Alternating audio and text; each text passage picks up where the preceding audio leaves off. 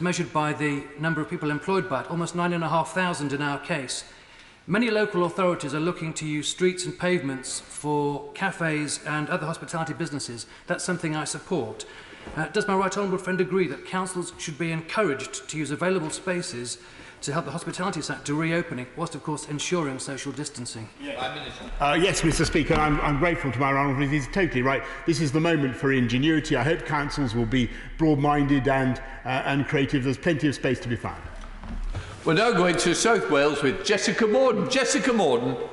Thank you, Mr. Speaker. Welsh councils are reporting a shortfall of around 170 million in the first quarter of this financial year due to the crisis. So it's clear we're going to need the UK government to step up and provide more funding to Welsh government to ensure we don't suffer big cuts in services just when they're needed most. Will the Prime Minister commit to this?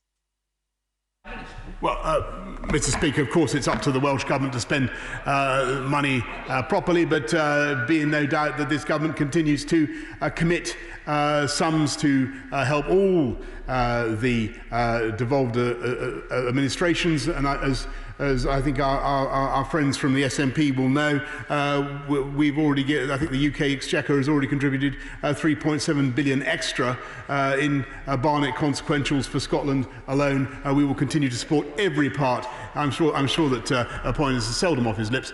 We will continue to support every part of the United Kingdom. Bill Wigan.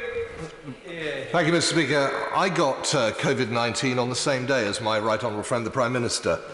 Yesterday, I was given a free test by a company called Pfizer Testing, which is an excellent company run by military veterans. There is a huge number of us who have had this disease.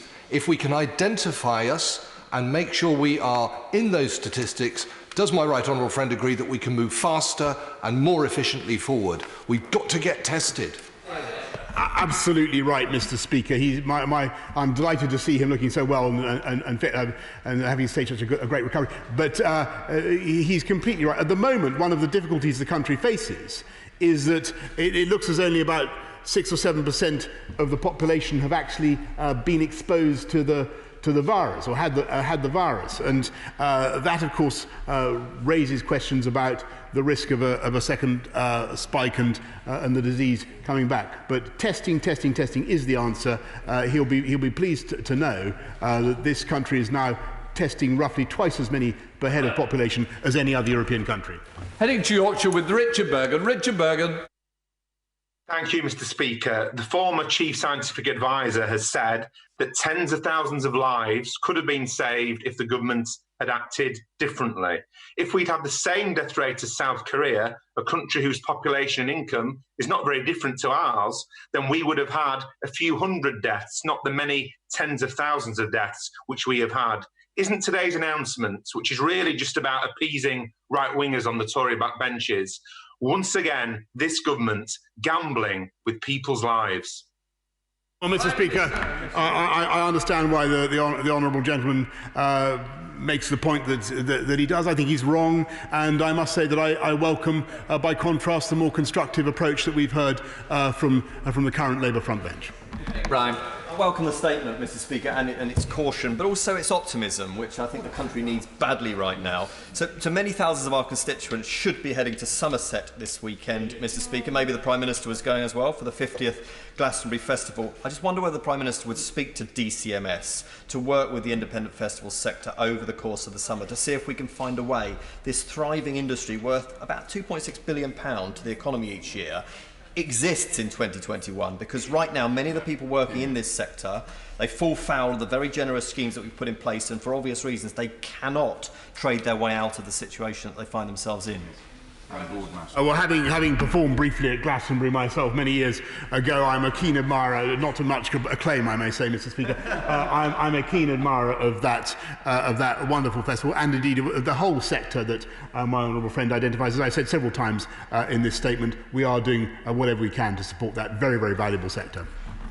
Going to Greater Manchester with Andrew Gwynn. Andrew Gwynn. Thank you. And can I welcome the Prime Minister's statement, particularly on the support for hospitality, which has been an issue of concern raised by many small businesses in my constituency. But I want to ask him about schools, because he will know that even with 1 metre social distancing, some small Victorian school buildings in my constituency, often with limited outdoor space too, will find it difficult to educate all children returning in phases. So how will he work with those schools, the LEA and the Academy Trust, to ensure that in these circumstances, all children can get the education they deserve and need?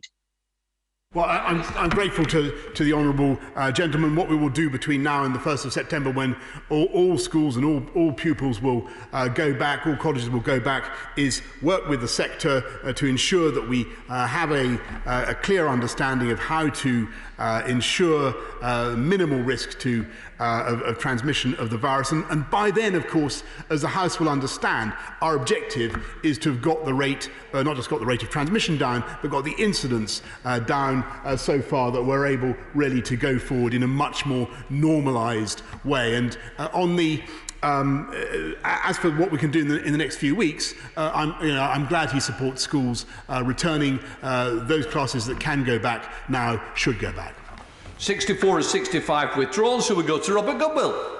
This statement will be widely welcomed in Britain's premier resort, Scarborough, which I hope will be very soon, like the Prime Minister today, be firing on all cylinders. One sector that has been disproportionately affected by lockdown are pleasure cruisers and charter angling vessels. Will the Prime Minister assure me that they will not only have COVID-secure guidelines to operate with 1 metre social distancing, but these guidelines will be consistently applied around the country?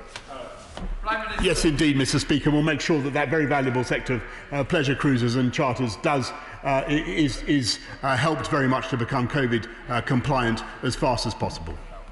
We go to Scotland with Dave Dugan. Dave Dugan.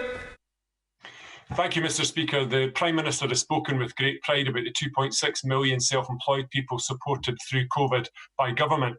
But scandalously, his Treasury has excluded a greater number, 3 million self-employed entrepreneurs, taxpayers, owners of small companies, including many in my constituency of Angus, excluded from government help with no income now for 3 months. So can the Prime Minister please offer an urgent financial lifeline to these blameless victims and their families?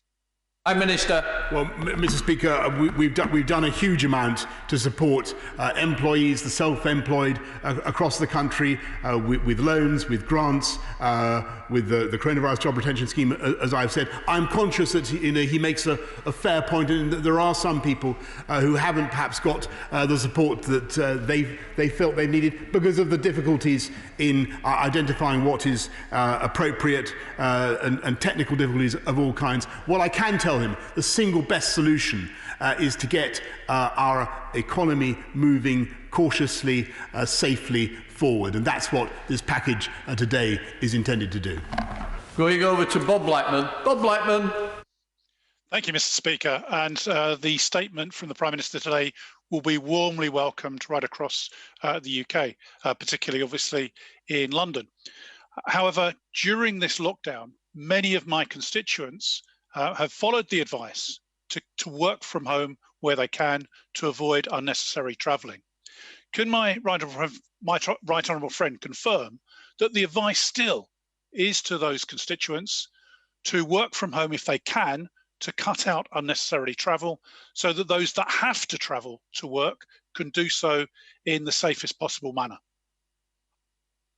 Yes, of course that's right, Mr. Speaker. And as I said earlier on, my honourable friend's completely right. You should avoid public transport if you can. I think that in determining whether you need to go to work, it's important for employers to discuss this with their employees as we go forward. But of course, you should work from home if that is possible. 69 not here. Lucy Allen. Thank you, Mr. Speaker, and can I welcome, on behalf of my constituents in Telford, this fantastic statement. I'm very grateful to the Prime Minister.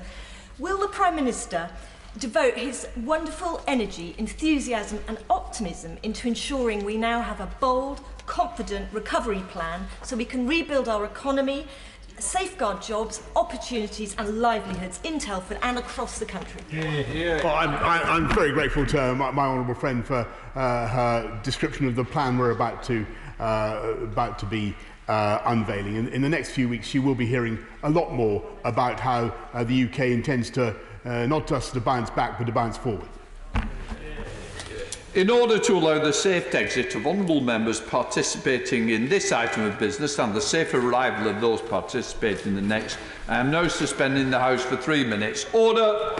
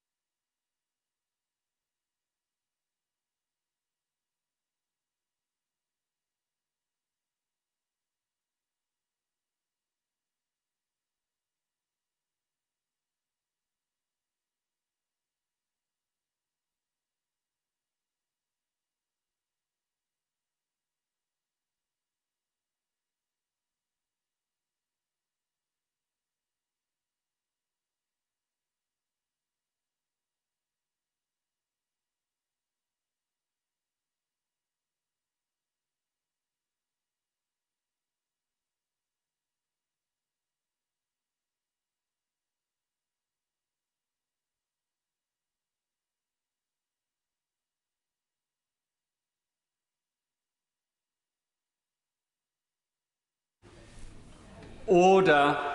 Order. Statement on Windrush. The Home Secretary.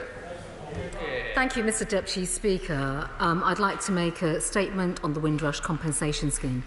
Mr Deputy Speaker, yesterday we celebrated Windrush Day, which marks the 72nd anniversary of the arrival of the Empire Windrush at Tilbury Docks. The ship carried hundreds of people who had left their homes to build a new life in the United Kingdom and to help this country to rebuild following the destruction of the Second World War. These men and women who built their lives and went on to build their homes in the United Kingdom. They, alongside many thousands of others, made similar journeys, along with their descendants, have made an immeasurable contribution to the social, economic and cultural life of our country. When Britain was in need, they answered the call. Yet, Mr Deputy Speaker, as we all know, they were the very people who went on to suffer unspeakable injustices and institutional failings spanning successive governments over several decades. I have apologised for the appalling treatment suffered, and on the 19th of March, Mr Speaker, I made a statement after I received the long-awaited Windrush Lessons Learned review from Wendy Williams. I have apologised for the appalling treatment suffered by the Windrush generation.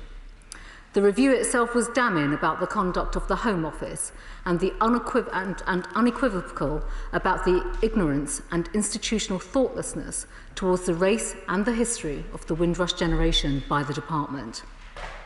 There are serious and significant lessons for the Home Office to learn in relation to the way the department operates. And I and the Permanent Secretary are currently reviewing its leadership, its culture, the practices, and the way it views and treats all part of the community it serves. These reforms, Mr. Deputy Speaker, are only the start. I was clear when Wendy Williams published her Lessons Learned review that I would listen and I would act. I have heard what she has said, and I will be accepting the recommendations she has made in full.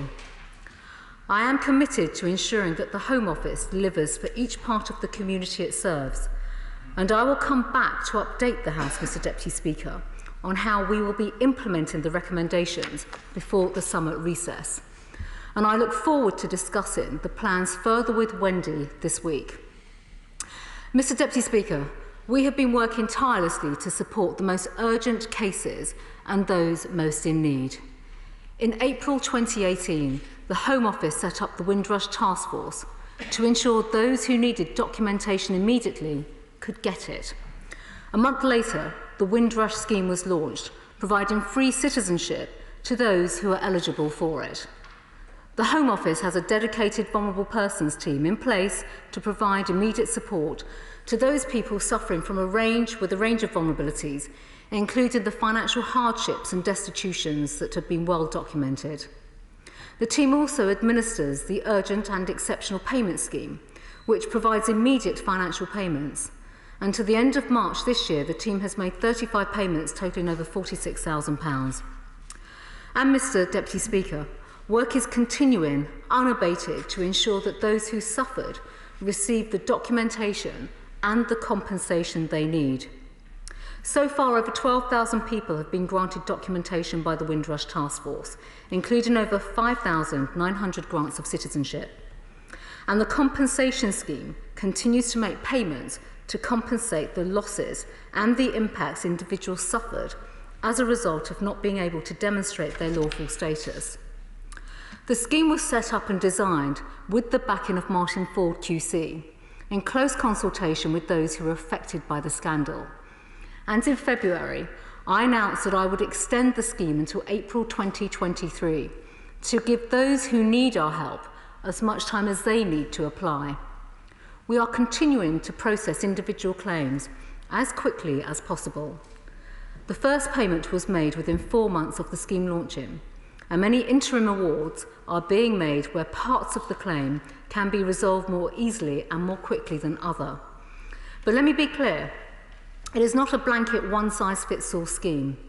It was deliberately designed with community leaders and Martin Ford QC so that the claimant is at the heart of each and every claim. Cases deserve to be processed individually with the care and sensitivity they deserve so that the maximum payment can be made to every single person. I simply won't call for targets when it comes to dealing with claims. These are incredibly personal cases, individual cases that must be treated with the care, dignity and the respect that they deserve. So I want everyone who has been wronged to get the maximum compensation to which they are entitled to. And through this bespoke scheme, we are working to achieve that. This compensation covers a very wide range of categories, far more than any comparable compensation scheme. It covers immigration fees, it covers loss of earnings, it covers benefits, it covers homelessness, it covers destitution. Overall, it covers 13 separate categories. Assessing claims in this way is ultimately beneficial to those who are making the claim. But it also takes time to assess and takes time to get it right. And while claims are being processed in full, many interim and exceptional payments have been made to make sure that people have access to money, access to the funds that they need now. But clearly, Mr. Deputy Speaker, I share the desire to see more claims competed.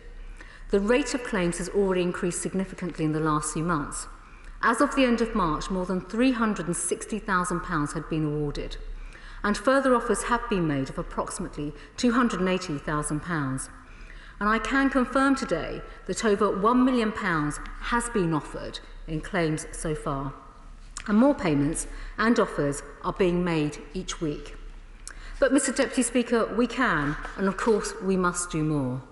And my determination to right the wrongs and the injustices suffered by the Windrush generation is undiminished. And I will do all I can to ensure that more people are helped and more people are compensated in full. And if additional resources are needed, they will be provided. Now is the time for more action, and we all have a duty to help those affected by this terrible injustice. Individuals will not only benefit from the compensation scheme if they are sought out and encouraged to apply. We are working extensively with community groups and leaders to raise awareness of the Windrush Task Force and the compensation scheme, including with vulnerable people through the Vulnerable Persons team. Anyone who needs help or support to make a claim will receive it. The Home Office has funded Citizens Advice to provide free independent advice and support. And the Home Office has hosted or attended over 100 engagement and outreach events throughout the United Kingdom.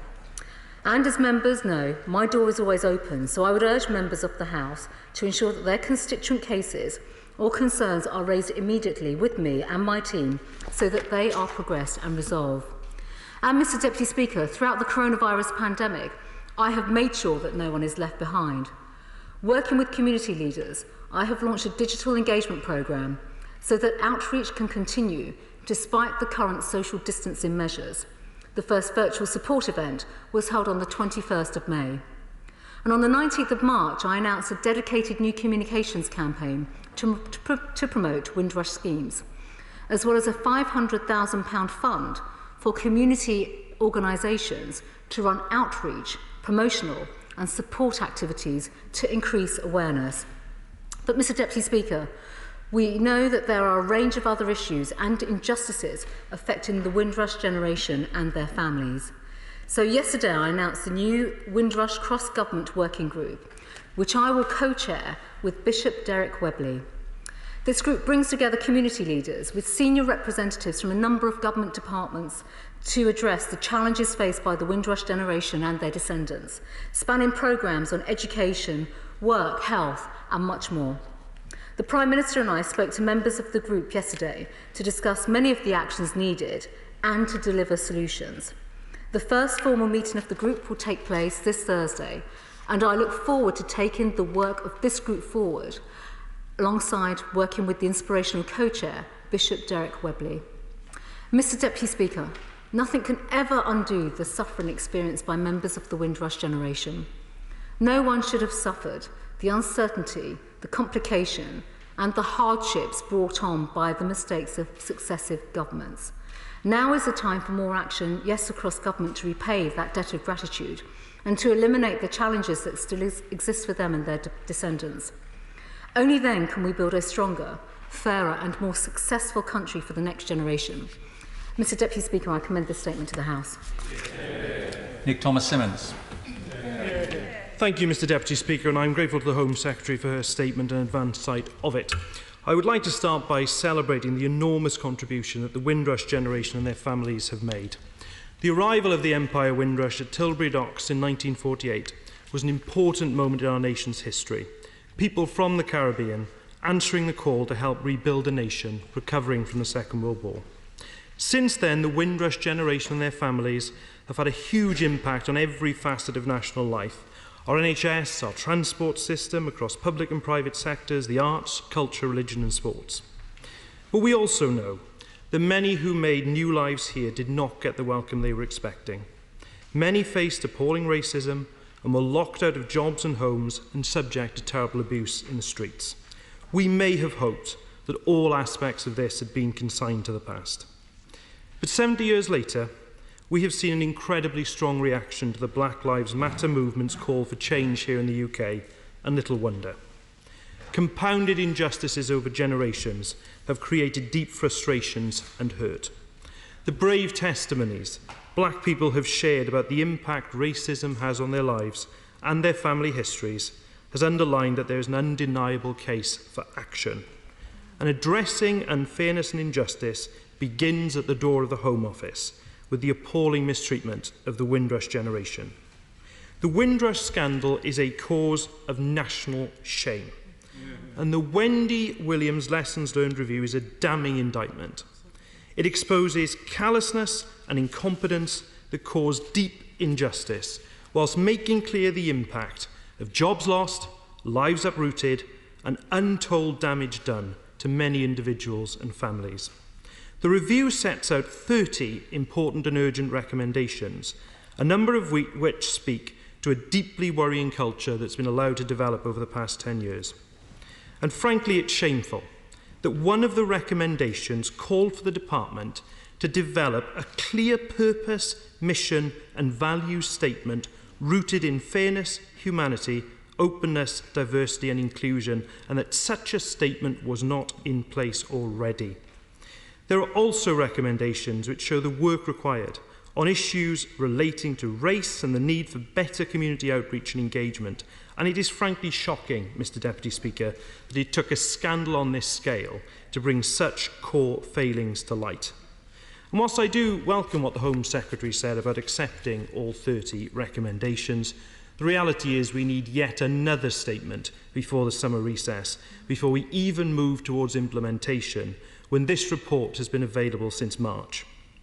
And whilst I welcome a commitment to appointing Bishop Derek Webley as co-chair of a cross-party working group, it cannot be a substitute for action.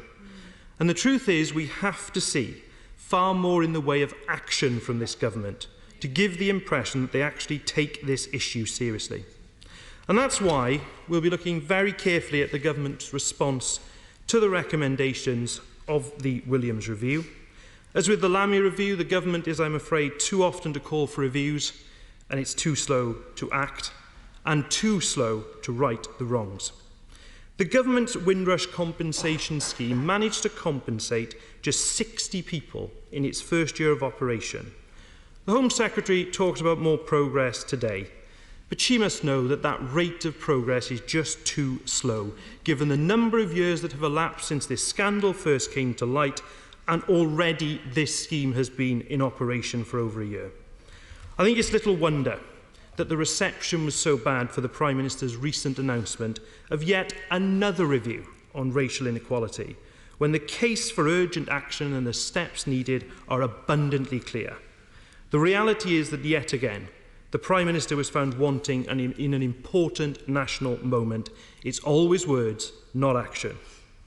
Mr Deputy Speaker, the anniversary of Windrush is an opportunity to celebrate and thank the Windrush generation. But whilst injustices persist, this is not enough. To ensure that such a national scandal never happens again, surely the Home Secretary must accept the time for action is now. Home Secretary. Thank you, Mr Deputy Speaker. And as I've outlined in my statement, I've been unequivocal in the change that is required at the Home Office. And of course, Mr Deputy Speaker, when I made my original statement following the publication of the Windrush Lessons Learned report, the Right Honourable Gentleman was not in the role that he is currently in. So you wouldn't have heard the full statement that I gave there, and the questions, the answers that I gave to many questions, where I apologise for the scandal, the absolutely appalling scandal that took place. And I will continue not just to apologise, but ensure that the Home Office, in particular, not just learns the lessons, but fundamentally changes its culture, the leadership, the way in which it treats people, and becomes far more representative of the communities that it serves. I said that back in March, and I will continue to say it until the Home Office fundamentally shifts its own way of working and ultimately learns the lessons. And of course, that will take time. There is no silver bullet to doing this overnight. But I think the first step that we can absolutely take is ensure that we continue to work together collaboratively across our society and across government to tackle the injustices that were suffered. That is my mission, that is my aim, that is why I am accepting the recommendations. And I think it is right, as I said back in March, and as I've said in previous statements, that I continue to speak to Wendy Williams, which I'm doing this week, work with her and work with people in the Home Office to implement the recommendations in the right way. And in fact, Mr Deputy Speaker, when this report was published earlier on this year, Wendy Williams herself went on to say that we should not just come out and accept accept the recommendations, we should work through them, which is exactly what we are doing. That is the right response. That is the responsible way in which we do this, to understand the delivery. The Honourable Gentleman refers to the compensation scheme, and I agree. The payments and the way in which payments have been made have been far too slow. I'm not apologising for that at all. I have outlined, Mr Deputy Speaker, in my statement that it is right that we treat each individual with the respect and the dignity that they deserve. These are complicated cases. And in fact, last week, Mr Deputy Speaker, when I was here at the House answering oral questions and this issue came up, I put the offer to many honourable members on the opposite benches to even come into the Home Office and to spend some time with our casework team to understand the complexities of the various cases, particularly constituency cases that they themselves may have raised. And that is an offer that is absolutely open to each constituency member of Parliament. They should come in and look at the case handling. These are bespoke cases. Each one is handled in a sensitive way. And Mr Deputy Speaker, for the benefit of the House, for those members that are not aware, when offers of payments are made to individuals themselves have a period to consider the actual payment that they are being offered. And if they would like to discuss that payment, or if they decline that payment and they want a review, that review is not conducted by the Home Office, that is conducted by HMRC, an independent body, which again takes time for them to do that and review that. And that is the right approach that was agreed with Martin Ford and the individual stakeholders that were consulted before the scheme was set up. My final point, Mr Deputy Speaker, in response to the Right Honourable Gentleman, is that there are many injustices that we know that the Windrush generation have faced, but also recent events have shone a spotlight on a whole range of injustices across many communities across our country. The Prime Minister, through his new commission that has been set up, is very much looking at how we can level up and how we can address and tackle those injustices. We should be doing that collectively as a House of Commons together, working in a responsible way to look at how we can support individuals, communities, minority groups of all faiths, of all backgrounds. That is the right thing to do, and I hope that all members on the opposite side, including the Honourable Gentleman, will work in a collaborative and constructive way to move forward on these issues. Bob Seeley. Thank you, Mr Deputy Speaker. Can I commend the Home Secretary for her typically robust, no-nonsense approach to taking control of this issue and for her personal dedication to righting the wrongs of the past, which is extremely important. I welcome the cross-government working group. Can she confirm that the work of this group will complement the Race Equality Commission headed by the highly competent Munira Mirza? Yes. Well, my honourable friend is absolutely right, and that commission, along with the work that we are doing with lessons learned, the Windrush review, is absolutely complementary. We have to look at all these issues in the round, in a consistent way, to develop the right kind of approaches so that we can work together and solve the root causes of many of these issues and social injustices. I'm here, of course, with the Home Office to work across government, and that is our aim and objective. Joanna Cherry. Thank you, Mr Deputy Speaker. The Windrush scandal brought shame on the United Kingdom and shame on the Conservative government which caused it to happen. Because make no mistake about it, Mr Speaker, what happened was a direct result of the hostile environment policy. The government must know this, and yet before dealing with Wendy Williams' recommendations, they've pressed ahead with plans to extend the reach of the hostile environment policy to European Union citizens in the immigration bill. I'm concerned, Mr Deputy Speaker, that in today's statement, the Home Secretary does not unequivocally commit to the sort of root and branch review of the hostile environment policy recommended by the Lessons Learned review. It's all very well to agree that Black Lives Matter, but actions speak louder than words. And the reality is that many of this government's immigration policies continue to have disproportionate impacts on Black, Asian and minority ethnic communities. And if the Home Secretary does not carry out the root and branch review of the hostile environment policy, this will continue. The Joint Council for the Welfare of Immigrants have correctly identified that policies such as the right to rent scheme which outsource the enforcement of immigration control to untrained members of the public, cannot be adequately reformed in such a way as to avoid the sort of discrimination that we've seen result. And it's these policies that have resulted in real suffering from people, suffering by people from the Windrush generation and indeed beyond, with people losing their jobs, unable to rent their homes, and denied hospital treatment, including for serious diseases such as cancer. So can the Home Secretary tell us in direct terms that she will be carrying out the review of the hostile environment that was recommended by Wendy Williams? Wendy Williams said that the review should approach these measures, the measures of the hostile environment, individually and cumulatively, and demonstrate a plan to mitigate any particular cohorts impacted. She said that the review must be carried out under reference to equality law and the public sector equality duty. There have been calls for the right to rent scheme to be paused meantime, and for the government to consider pausing all other hostile environment measures until their effectiveness and impact could be evidenced. So will she state unequivocally for the record that this review of the hostile environment policy is going to happen? And will she give us a timescale today?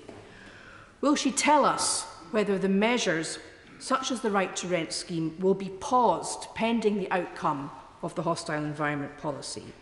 And finally, if assisting victims of the Windrush scandal is so complicated, why not extend legal aid to the lawyers who are trying to help them? That would be far more effective than inviting members of Parliament into the Home Office. Well, I'm sorry, but, Mr Deputy Speaker, with the tone that the Honourable Lady takes. We have not only resourced third-party organisations, stakeholder groups, the Citizen Advice Bureau to provide outreach and help and support, and I appreciate if she has constituents that have suffered from Windrush injustices that she does not want to take up the offer to work in a constructive matter on finding justice for her constituents. The point that I would make, Mr Deputy Speaker, to the Honourable Lady, in Wendy Williams' report, she was clear that lessons must be learned at all levels by all political parties. She describes very clearly, and I appreciate the Honourable Lady is selectively quoting and reading from Wendy's report, a set of measures that evolved under Labour, coalition and governments covering decades.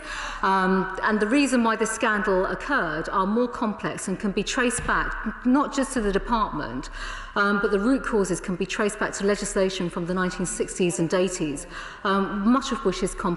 But of course, I appreciate the Honourable Lady has not fully read the report and is quoting selectively. And as I said, Mr Deputy Speaker, I will come back to the House before the summer recess to discuss the specifics as to how we will be implementing. As I've said, Mr Deputy Speaker, I'll be returning back to the House to outline how we will be implementing the recommendations from the Lessons Learned Review. Brendan Clark-Smith. Thank you, Mr Deputy Speaker. The UK has always welcomed those from other nations, and we can quite rightly be proud of our open and inclusive society. We can also be thankful for the contribution of those who have chosen to make the UK their home and who add greatly to our society. And I speak as somebody who is married to one such person who emigrated here to work for our fantastic NHS. Can my right honourable friend confirm that improving the uptake and the awareness of the scheme supporting those who were directly affected is a priority for her department? And can she outline what steps she is taking to achieve this? Thank you. I thank my honourable friend for his comments. And his questions, and he is right, and I'm really sorry, Mr Deputy Speaker, that honourable members on the front bench want to belittle my colleagues when they are speaking on these very important and sensitive issues. My honourable friend is absolutely right when it comes to the compensation scheme. This is a complex scheme, and the Home Office is absolutely spending not just resources but time and looking at how these cases can be delivered and dealt with in a respectful way to make sure that the individual's situations are fully assessed and also that there is an accurate assessment of the way in which they themselves experienced the injustices that took place through the Windrush scandal. It is right that we treat everybody with respect and dignity in terms of their case handling. That is my objective, and he would have heard today that in terms of the funds, the money that has already been offered has now reached £1 million. There are significant amounts of money and sums of money that are being offered to individuals.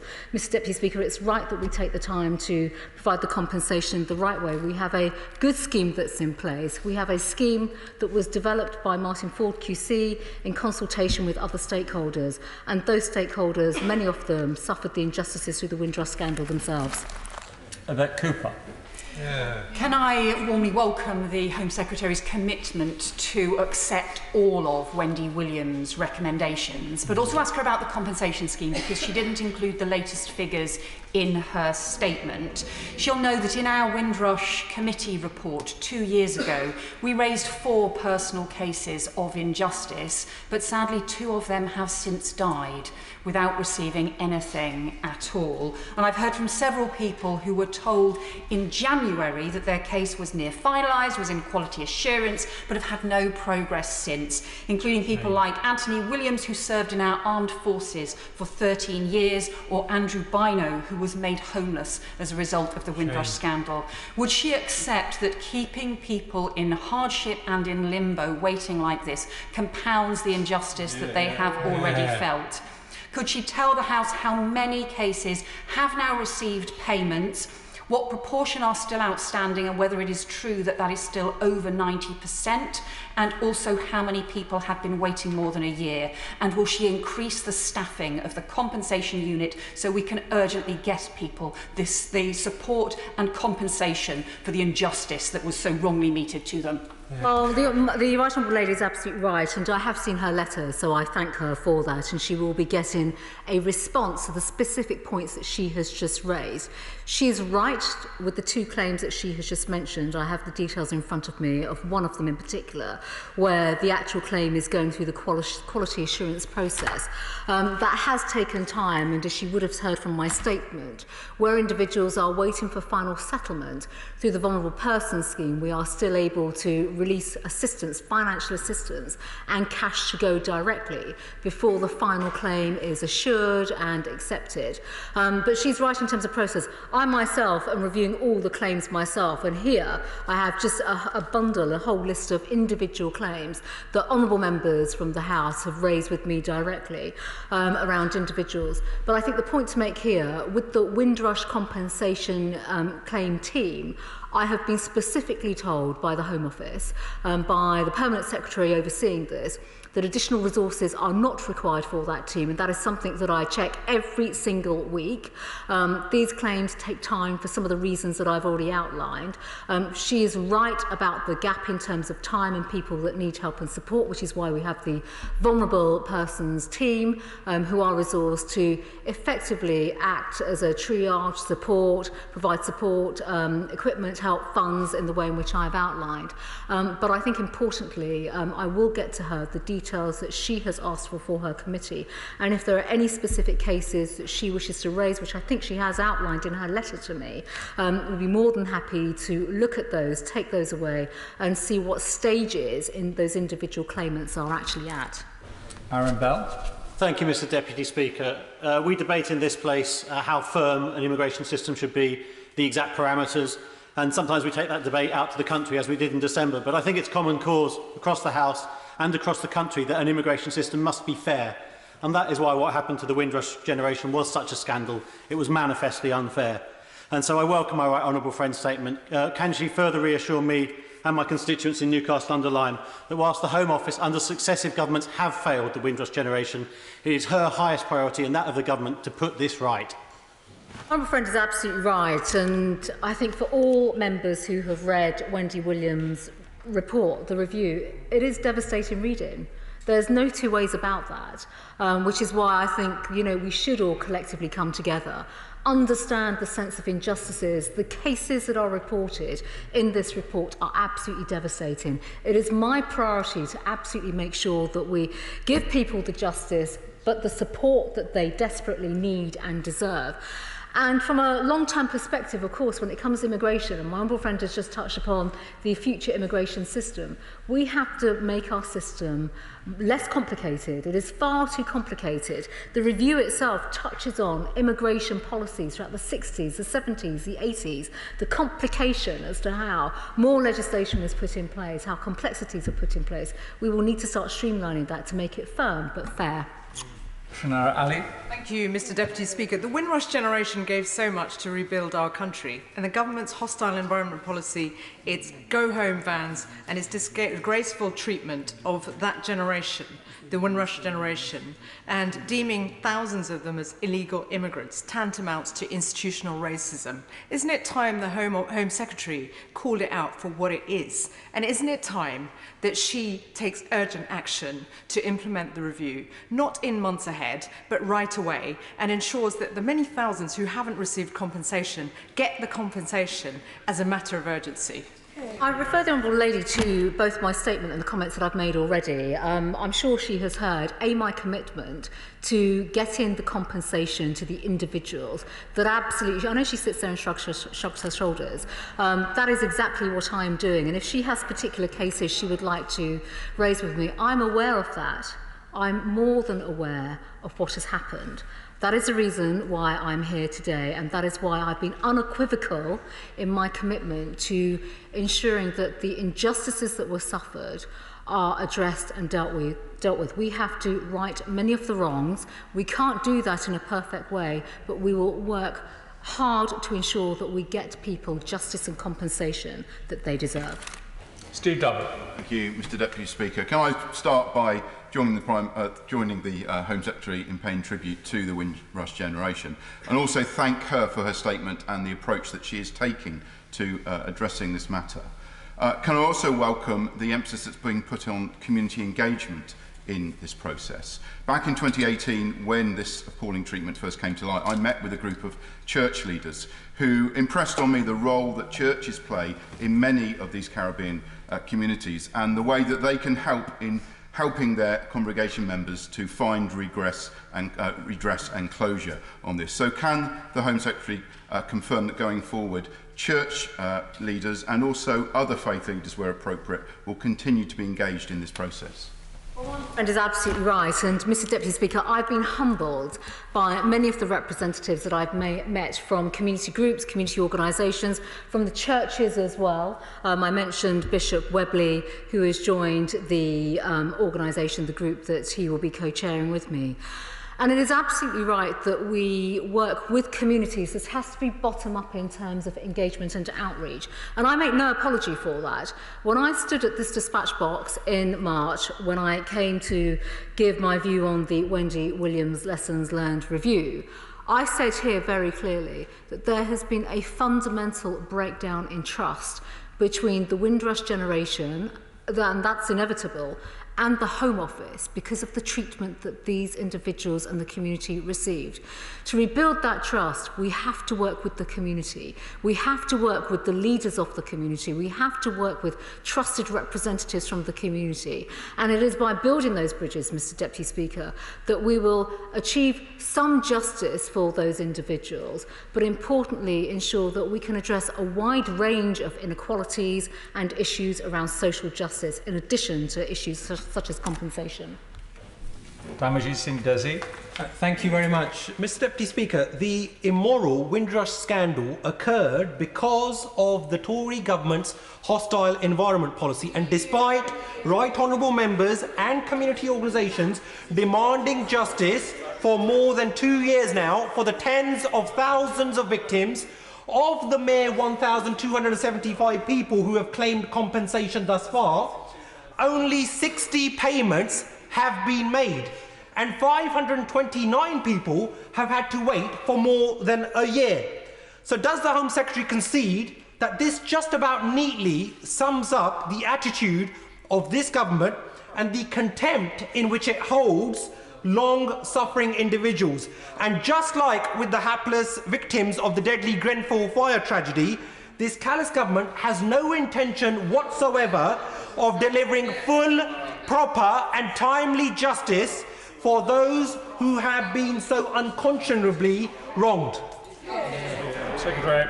Thank you, Mr Deputy Speaker. Well, if I may, can I just say that I dispute and disagree with the honourable gentleman's tone and his comments. I'm not sure if he has read Wendy Williams's review itself. I don't think so. The Honourable Lady would let me respond to the Honourable Gentleman's question without intervening. There are plenty of examples in the report, as stated by Wendy Williams, that lessons should be learned by all political parties. And in fact, in this report itself, there are quotes and attributes back to as far back as 2009 to a previous Labour government around the hostile environment, and there are many quotes, in fact, with regards to other members of the then Labour government who expressed a desire to make the UK a hostile environment, wanting to make those living here illegally ever more uncomfortable, the need to flush out illegal immigrants. This is the type of language right now we should not be using, and I hope that the honourable gentleman, having listened to my statement, understands the complexities around individual cases and how we are working to get justice and provide compensation for individuals. That approach is the right approach. That approach has been based upon stakeholder engagement with the victims of the Windrush generation itself. That is the right approach going forward, and I'm very sorry that the honourable gentleman has chosen to politicise this in such an unhelpful and unconstructive way. Tim Lawton. Thank you, Mr Deputy Speaker. Can I welcome the way that the Home Secretary has acknowledged the seriousness of this scandal and taken personal ownership of finding solutions, and particularly the fact that she's taking on board those 30 recommendations of Wendy Williams. Her report was honest and it was robust, and one comment from it I just note. She said, what will make this review different is if in 12 to 24 months' time we can see evidence of deep cultural reform with changes in behaviour at all levels and functions throughout the Home Office. Can I just ask her, what does she think that reform and change actually looks like, and how confident is she of the capacity within the Home Office actually to deliver it, particularly with all the other pressures on them at the current time? Well, my friend is absolutely right to speak specifically about the change that is required in the Home Office. We have already set that work in train straight after the publication of Wendy's review, primarily because the review itself is called Lessons Learned. It is a very, very humbling moment, I think, for the Home Office to reflect upon the previous conduct, the approach that the Home Office has taken in terms of even down to corresponding to individuals, treating people the way in which the department and representatives have spoken to people, whether that's from face-to-face, on the telephone. There are many, many stories, too many, sadly, Mr Deputy Speaker, of individuals that have been treated appallingly. And in fact, yesterday, when the Prime Minister and I met with representatives of the working group, we heard of awful, awful examples where individuals have been treated with really just in an inappropriate way, the wrong kind of language, being dismissed, being belittled. That is simply not acceptable.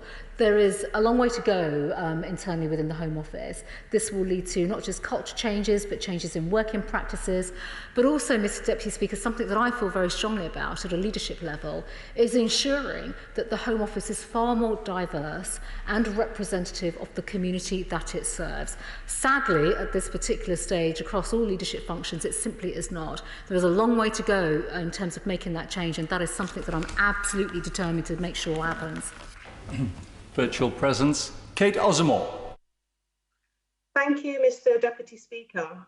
If anyone wants to see a masterclass in institutional racism, just go and watch Sitting in Limbo, a shocking BBC drama based on my constituent, Anthony Bryant, who was wrongfully detained by the Home Office and threatened with deportation. Even with this treatment, he has only received a partial payment from the compensation scheme. So will the Home Secretary publish the criteria used by the department to determine compensation claims? And will the Home Secretary announce a deadline by which all compensation will be paid up in full? Home Secretary. The Honourable Lady refers to a dreadful programme, Mr Deputy Speaker, that was aired just 10 days ago, which she refers to involving her constituent.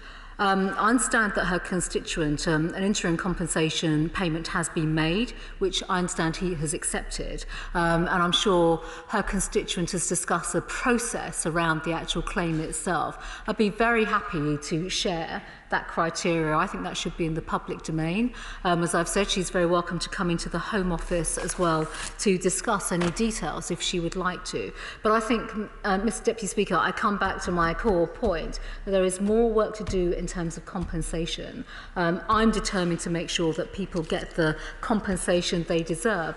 But to achieve that, we have to work with each and every individual to understand the circumstances that have affected them. Virtual presence, Stephen Metcalfe.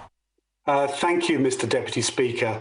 As one of the members of Parliament for Thurrock, where the Empire Windrush landed, will my right honourable friend join me in expressing serious regret that this injustice was ever allowed to happen? And can she assure me that her department is committed to ensuring justice for members of the Windrush generation who have given so much and been so badly treated? Secretary. I'm afraid it's absolutely right. I've clearly outlined today in terms of the work that is required, both by the department, but actually culturally in terms of leadership, but actually dedicating the resource and the focus on getting the justice for individuals through this scheme, but also through our wider work in government as well, making sure that social injustices, inequalities are addressed and that people from this community in particular are given the support that they deserve. Tonia Antoniazzi.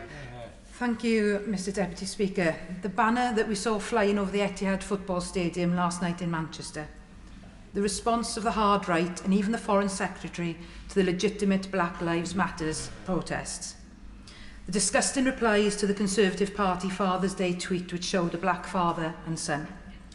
In light of the Prime Minister's previous racist comments and the hostile environment created by this government, deep cultural reform is indeed needed, not only in the Home Office. And why should the public believe that this government has really learnt its lesson? Well, Mr Deputy Speaker, because I'm here today, given an unequivocal commitment to ensure that the recommendations are implemented and to ensure that we bring about the justice for those individuals that suffered great injustice and hardship. Virtual presence, Dr. Luke Evans. Thank you, Deputy Speaker. And I'm grateful to my right honourable friend for her tone in which she's taking on this debate and taking it head on to implement all the outcomes of the review. I have a constituent who was involved in Windrush. She spent her life since coming to the UK working in the NHS. Fortunately, she was successful in her case and has had compensation. However, it took weeks for decisions to be made. What assessment has my right honourable friend made about the progress Home Office is making with successfully resolving cases? And what further measures have been identified to ensure that decision-making and awarding of compensation is done with minimal delay and minimal issues? Well, my other friend has heard what I've had to say about the compensation scheme, and he's right, there is a process, and that process already has 13 separate categories where considerations are looked at and given for every single claim. Now, as ever, we can try to speed up, obviously, the processes, but at the end of the day, we have to work with the individual. The individual in terms of providing background as to the injustice that they've suffered, issues around their employment, any financial hardship that they have experienced, that takes time. And of course, I know he will understand that it's right that we have this bespoke process to ensure that the right level of compensation is awarded. We want the maximum levels to be awarded to individuals. That does take time, but of course, we are working through this right now to ensure that we can speed up processes as fast as we can. Virtual presence, Carol Moynihan. Thank you, Mr Deputy Speaker. My constituent is a grandfather and came to the UK as a child. He lost his job in 2015 when he was asked to produce a passport. The Home Office's prejudices were clear. They said his parents' marriage was a customary one, not a legally recognised one. And when they found out his siblings had passports, they said if it transpires that these were issued in error, then it will be a decision for Her Majesty's Passport Office as to whether or not the passports can be retained. The Home Secretary blames consecutive governments. But the blame lies firmly at the feet of this Tory government. My constituent is over £60,000 out of pocket. He has had his claim in for compensation for nearly 2 years. When will he receive his money? I'll say to the Honourable Lady, first of all, that if she would like to provide that claim and give me the details, I will look at it. My door is always open, and I've made that quite clear every time I've come to the House of Commons. James Sunderland. Mr Deputy Speaker, members will know that a relatively small number of Foreign and Commonwealth Armed Forces veterans have slipped through the net in applying for indefinite leave to remain, despite otherwise being entitled to do so. Could I please thank the Home Secretary for her gracious work to find a solution and ask, in the spirit of her statement today, whether she would be able to update the House when she's ready to do so. Secretary. I thank my honourable friend for his comments, but also for the work that he's doing in support of our armed forces on this particular issue. I'd be more than happy to follow up with him. I know we've had conversations. There is work taking place on this very issue. And of course, in due course, I'll update him and update the House when we're able to progress that particular issue. Alistair Carmichael. Thank you, Mr Deputy Speaker. Can I welcome the recognition by the Home Secretary that the problem here, as far as the Windrush generation is concerned, is not a single decision or series of decisions. It is a cultural and systemic problem within the Home Office. We've all seen it for years in our own case workload, right down to the attitude that entry clearance officers take towards applications in country. But, Mr Deputy Speaker, the right to rent checks, to which the Honourable Lady from Edinburgh South West referred, these were criticised in March last year in the courts, but still they're here. The arbitrary refusal to allow foreign crews from outside the EEA to work on fishing vessels inside our own waters, that has been a case that has been clear for years, but just ignored by the Home Office. So when the Home Secretary comes back, will she bring back that list of utterly irrational immigration policies that we now have, along with a commitment to be rid of them? As I've said, Mr Deputy Speaker, first and foremost, my priority is the implementation of the Windrush recommendations. But secondly, as he and the House has heard me say this afternoon, there are many complexities within the immigration system. I want to ensure that we can simplify the immigration system, make sure that it's firm but fair, and that obviously is the objective of this government in many of the immigration reforms that we are undertaking. Darren Henry. Mr Deputy Speaker, as the son of people of the Windrush generation, I have witnessed the huge contribution their generation has made to our society. Will my right honourable friend join me in thanking my parents' generation for their contribution to this country and assure the House that lessons have been learned so that the same mistakes to that generation are not made again? Secretary. Well, I thank my honourable friend, and as ever, he so succinctly and clearly highlights the contribution that his family, his parents' generation, made to our incredible country. Members have heard me say previously before, Mr Deputy Speaker, we live in an open and tolerant society. And I think, that says a great deal when the children of immigrants are now being represented in this House of Commons, but also when we look at the hardship that our parents and previous generations have dealt with when they came to this country and how they've made a great success of their time in this country as well. And I do think, Mr Speaker, Deputy Speaker, that we should always celebrate the successes of all communities. And of course, yesterday in particular with Windrush Day, that was a celebration, and that is something that we should not lose sight of. Virtual presence, Mohammed Ghazan. Thank you, Mr Deputy Speaker. My constituent, Dorian Green, came to the UK 52 years ago at the age of 9. In 2008, the Home Office wrongfully told his employer that he did not have the right to work. He's been in a battle with the Home Office ever since. Crucial documents were lost or deleted. I'm pleased to say he finally has his British passport, but only after suffering the shame of being unable to work and indignity of being treated as a second-class citizen. Does the Home Secretary think that £1,000 is enough to compensate Mr Green for his ordeal to prove what was always true? He was and is a British citizen. Has just highlighted a case saying that the case went back to 2008, and if he'd like me to look at the case in further detail, I'd be very happy to do so. Chris Grayling. Thank you, Mr Deputy Speaker. Can I congratulate my right honourable friend both on the commitment she's brought to this issue and the tone she has used today in setting out this statement. What happened should never have happened, and her commitment to righting wrongs is very welcome indeed. The reality, Mr Deputy Speaker, is this country has benefited enormously from the contribution of the Windrush generation and those who have arrived since, as we've seen in our health service, for example, in recent weeks, where the work of people from different minority communities has been invaluable in fighting this dreadful virus, and of course has brought all kinds of other issues with it which need addressing. Could I ask her very quickly, though, to just confirm something for a more recent arrival to the country, that the Prime Minister's commitment that those who've arrived and are applying for visas will not pay the immigration surcharge on health, that those who are already in mid-application will get that money refunded? My friend is absolutely right. This is work that is underway as instructed by the Prime Minister with the Home Office and the Department of Health and Social Care. And he is right to highlight the great contribution that individuals from immigrant communities are making to the NHS. That work is absolutely underway right now, and of course we'll be publishing the further details associated with that and the scheme of refunds and how that will work going forward. Nadia Whittam. Thank you, Mr Deputy Speaker. People of the Windrush generation were deported as a result of the government's hostile environment policies, including the healthcare surcharge, no recourse to public funds, the illegal working offence, immigration detention, and the right to rent checks found to cause racial discrimination. The Home Secretary hasn't answered the question yet. Why are these policies still in place, and when will they be abolished?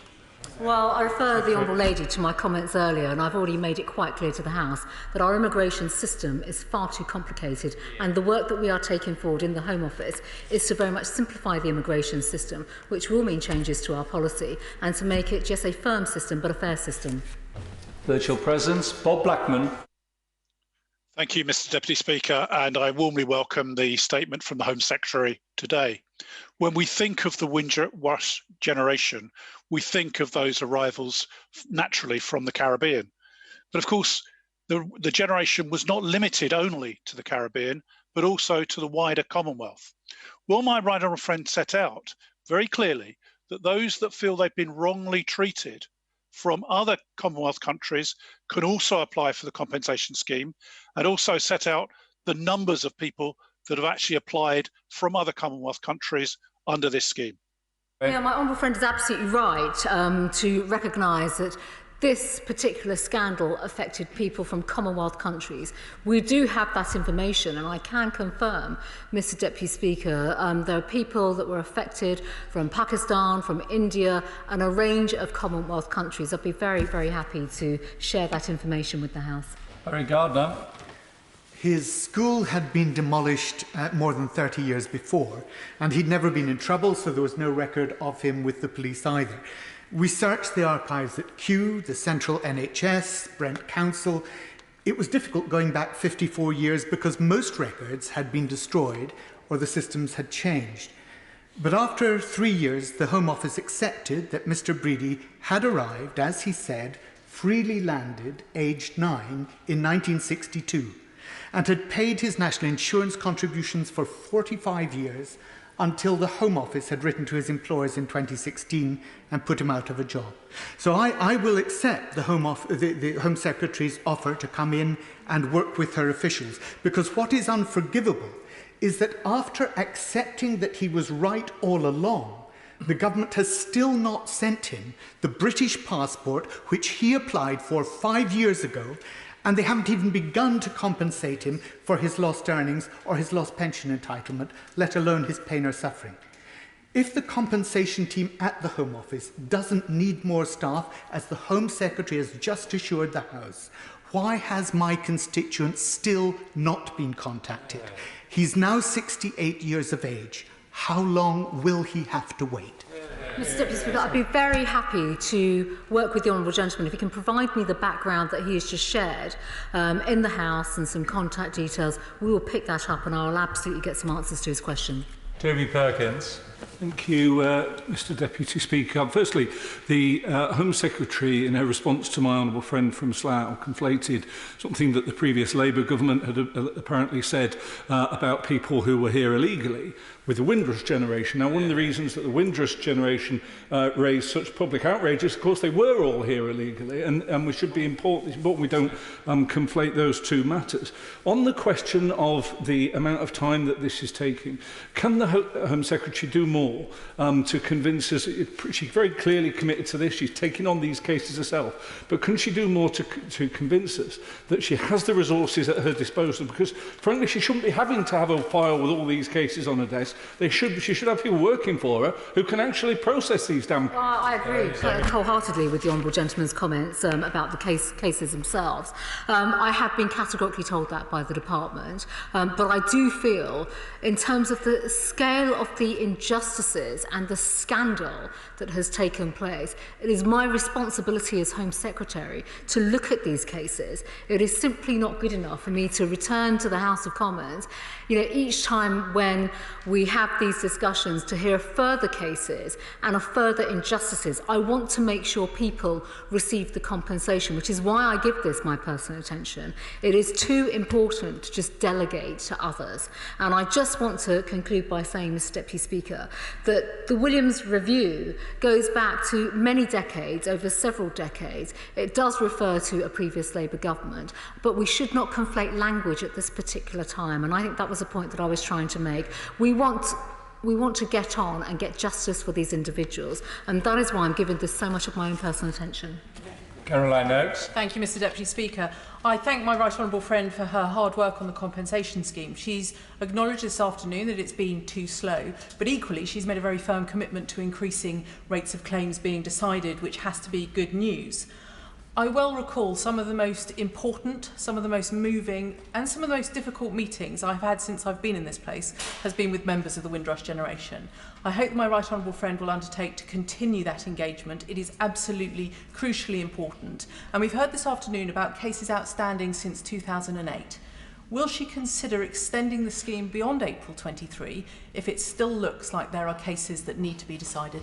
Well, the Right Honourable Lady absolutely understands some of the challenges associated with the Windrush generation, the compensation scheme, but also the exceptional work of community representations and organisations. They are incredible, actually, in their passion and commitment. And that work will absolutely continue. Primarily because I also think, Mr Deputy Speaker, it's important for members of the Home Office to continue that engagement themselves, to have that dialogue with the community. And of course, if cases have not been resolved by the deadline of April 2023, of course we would look to extend it. But it's my objective to ensure that we find these claimants. Still, the rates are still incredibly low, and I know honourable members have been referring to individual cases that they know of. There are many cases that we still do not know enough about. That is why we're having this extensive community engagement, and that's the right and proper way in which we should be approaching this. Deirdre Brock. Thank you, Mr Deputy Speaker. The Home Secretary has just admitted that successive UK governments were institutionally racist and that the hostile environment resulted directly in the Windrush scandal. What exact actions will she take to change the culture of government in Whitehall to ensure it never happens again? Will she unpick the odious and repressive hostile environment? Mr Deputy Speaker, I refer the Honourable Lady to my comments earlier. Robert Goodwill. Thank you. Could I thank the Home Office and in particular staff in Sheffield for resolving the case of my constituent, who came to the UK not long after he was born, not from the island of Jamaica but from Tasmania, after his parents changed their mind about emigrating. Not only, despite a paucity of documentation, not only was the face-to-face meeting quickly organised, but the Home Office even paid for the rail ticket to Sheffield. Does she agree with me that this clearly demonstrates that we've learnt the lessons of Windrush and that where cases like this emerge, we can react sympathetically and quickly? Well, my honourable friend is absolutely right about the way in which this is a bespoke scheme and we have to treat individuals on a case-by-case basis, understand their circumstances and the injustices. He mentioned the department paying for travel. That also includes flights in some cases as well, because everybody has a different experience and a different story. So it's right we work with every individual to make sure that they get the justice that they deserve, but also the support that they need. Virtual presence. Dame Margaret Hodge. Thank you, Mr. Deputy Speaker. My constituent, Sarah O'Connor, came to Britain when she was 6, one of the Windrush generation. At 56, and having always worked, she was made redundant and told she had no right to live here. She lost the right to work, had no income, sold her car, was issued with a notice to quit, and even had to stop the precious swimming lessons that meant so much to the granddaughter that she cared for. In 2018, she was finally granted British citizenship, but she tragically died in September last year, just 57 years old. In one email she wrote, "I don't think I have the strength to keep going anymore." We've been pursuing her compensation claim for almost 2 years. And I have to say to the Home Secretary that complexity is not a good enough explanation for the delay. Can the Home Secretary please tell me, is it a deliberate element of her government's hostile environment policy, or is her department simply dysfunctional? No, well, thank you, Mr. Deputy Speaker. Well, first of all, Mr. Deputy Speaker, I am aware of the particular case that the Right Honourable Lady is referring to, and I understand that the claim on behalf of the deceased estate claim is under consideration right now. There is nothing deliberate about complexity. The Honourable Lady has heard me say in my statement, but also my explanations to other honourable members here, that the compensation scheme was set up in conjunction with the Windrush generation based on the needs that they themselves outline, and that is the right approach to have that bespoke scheme in a bespoke way. It does take time, but every single claim is handled in a very bespoke way by an individual case handler, and if she's got specific points that she wants to make in following up this compensation claim that is under consideration right now, she's very happy to speak to me directly. Andrew Griffith. Mr. Deputy Speaker, given what we've seen about the failings of administration in Wendy Williams' report, together with what we learnt on the Post Office Horizons programme and before that Equitable Life, would my right honourable friend agree with me that we should fully compensate fairly all of those affected, but also remember with humility the limits to the effectiveness of government, and that we should reduce the size and the scope of the state wherever possible? Well, I think, Mr. Deputy Speaker, with regards to compensation, this is not a compensation scheme that is comparable with any other type of compensation scheme that has been constructed by government. I've explained already to the House how the scheme came about, what type of consultation was involved, members of the community obviously being part of that. This was all led by Martin Ford QC. My focus is to make sure that this scheme works and actually the money goes to people. It is complex.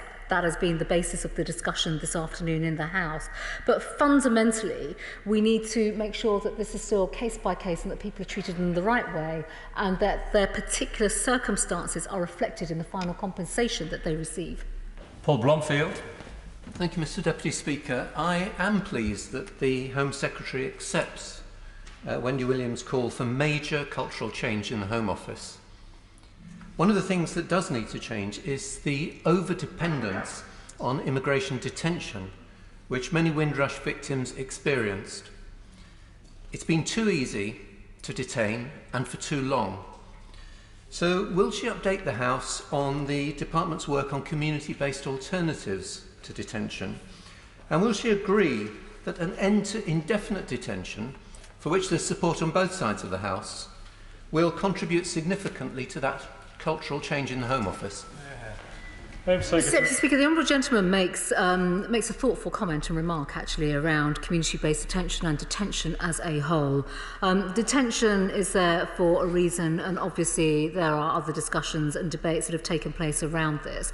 But I think importantly, when it comes to the Windrush Lessons Learned review, the way in which people were treated and the way in which people were through the Home Office, effectively through immigration enforcement, put in detention is completely wrong. I think we have to make sure that that doesn't happen again. We do not have cases like that again. And clearly that is part of the wider work with the Lessons Learned review. Drew Hendry. Thank you, Mr Deputy Speaker. Recommendation 12A states, urgently review all compliant environment, in other words, hostile environment measures individually and cumulatively.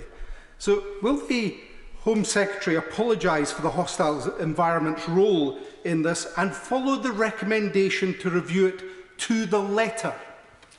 I've spoken, Mr Deputy Speaker, about the recommendations and implementing the report, and obviously I will update the House in terms of how we will be implementing those recommendations going forward. Virtual presence, Barbara Keeley.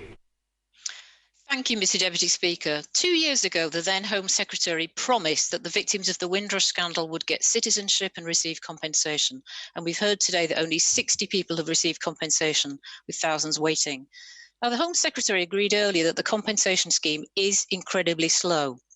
It relies on lengthy forms and documentation and without access to legal aid. Can she tell us what she will do to make it easier to access compensation? Because it must seem to the Windrush generation that the bureaucracy which was part of the hostile environment is now being used to delay or avoid compensating them. Well, I'd say, Mr Deputy Speaker, to the Honourable Lady's last point, that is absolutely incorrect. The compensation scheme was designed in conjunction with representatives from the Windrush community, the Windrush generation. This is a scheme that they themselves have contributed to in terms of the design. And that was the right way forward at the time. My predecessors had worked very hard on developing the scheme with Martin Ford QC. And obviously, in terms of how we continue to engage with members of the community, that is exactly why we have such extensive outreach work, why we are supporting citizens' advice and other third-party organisations, and also funding community activities and groups to have the outreach to make sure that people feel that they can come forward. The House has already heard me say, in addition to dealing with many of the cases that members have raised directly, there are many other individuals who have yet to come forward. That is why we are having extensive community engagement and outreach work. Robbie Moore. Thank you, Mr Deputy Speaker, and I welcome my right honourable friend's statement and the proactive nature in which she's taking. So will she join me in expressing the serious regret that this injustice was ever allowed to happen to the Windrush generation, and will she assure me that her department is absolutely committed to ensuring justice for all members of the Windrush generation who are so badly treated? Well, my honourable friend is absolutely right. I've spoken extensively about the scale of the injustice, the issue specific to the Home Office, the cultural change that is required, but I think importantly the lessons that have to be learned collectively if we are to move forward and make sure that justice is served. Stephen Cave. Thank you. I appreciate what the Home Secretary has said about the complexities of the scheme, but I wonder what assessment has she made of how much on average a victim can expect to have to spend on obtaining medical records, HMRC records, Home Office records and other documentation in order to support a compensation claim? Mr Deputy Speaker, this is a legitimate point in terms of the documentation and the evidence that has to be provided, because every claim is different. So there is no one-size-fits-all or a single figure. But of course, if we could find ways in which to simplify the process, we will do that. This is an iterative process, and if we have to make changes going forward, of course, we will look at that. Ms Villiers. I find so many of these cases really sad, but incredibly distressing. It's absolutely shocking and unacceptable that so many Windrush families were treated appallingly by successive governments. So can I urge the Home Secretary to make it absolutely clear that nothing like this can ever be allowed to happen again? Well, my right honourable friend is absolutely right, and the review itself, there are so many aspects of every strand of the Windrush generation and the injustices that are just so awful. It is my priority to ensure that we can implement the recommendations, deliver compensation for the victims, and move forward in a constructive way. And I think, Mr Deputy Speaker, just on that point, that involves all of us to work in a responsible way, to look at the number of injustices across society that cover all communities, and how we can actually give voice to people that feel that they don't have a voice on many of these challenging issues. Rachel Hopkins. Thank you. The contribution of the African and Caribbean communities to my constituency in Luton is invaluable. Our rich diversity is our strength and something we are very proud of. The Windrush Lessons Learned Review 6th recommendation sets out the need to accurately teach Britain's colonial history as part of a wider strategy to tackle institutional racism. What action has the Secretary of State taken so far regarding such a colonial history educational programme in the Home Office, including how many additional resources have been committed, the date when it will be in place, and the date when the annual review will be available to Parliament? Thank you. First of all, Mr Deputy Speaker, if I say to the Honourable Lady, I will come back in terms of the actual recommendations and the implementation, but she points to a very important point about the institutional thoughtlessness that Wendy highlighted in her report when it came to understanding of race and history within the department. Progress has been made and undertaken since March, the publication of the report, and work has taken place in terms of awareness, education, sharing history. That's internally with our staff through all the usual channels, through internet, but also through engagement sessions as well, where we can, obviously through this restricted period. But of course that will be accelerated and that will grow and develop going forward. Gary Sambrook.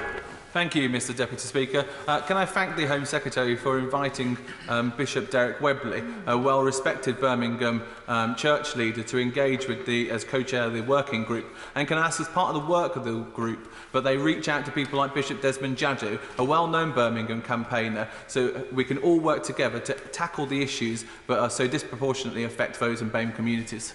My friend is absolutely right, and we will do exactly that. And if I may, Mr Deputy Speaker, Bishop Webley himself has a very significant standing within the local community. He himself has worked on many issues such as youth gangs and individuals and a whole range of social justice issues.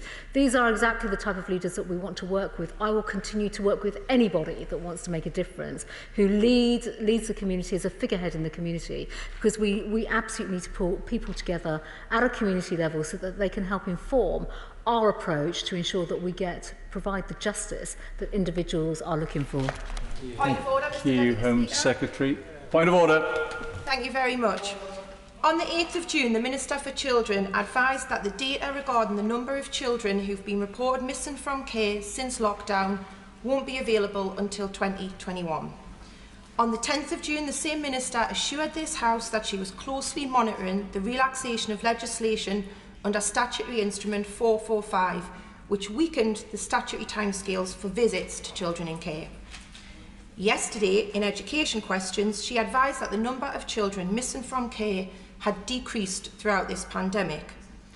These are children in care of the state. Charities are reporting a significant rise of missing children, particularly those who are unaccompanied and trafficked. They are also reporting that these children are missing for longer time periods than they were historically. These children are vulnerable to criminal gangs and sexual exploitation. Mr Deputy Speaker, do you know how I can get some clarity from the Minister regarding whether she does or doesn't know how many children are missing from care? If so, how many? And what exactly is she doing to find them? I'm grateful to the Honourable Member for her point of order and for giving me advance notice of it. I trust she's also given notice to the Minister, to whom she has referred. Whilst it's not a point of order as such, she has taken the opportunity to draw the House's attention to the matter, and I'll make sure that the Treasury bench passes on her views to the Minister in order that she can respond. And if she doesn't respond in the usual way, I'm sure that the Honourable Member will find other ways to pursue this particular matter. Thank you.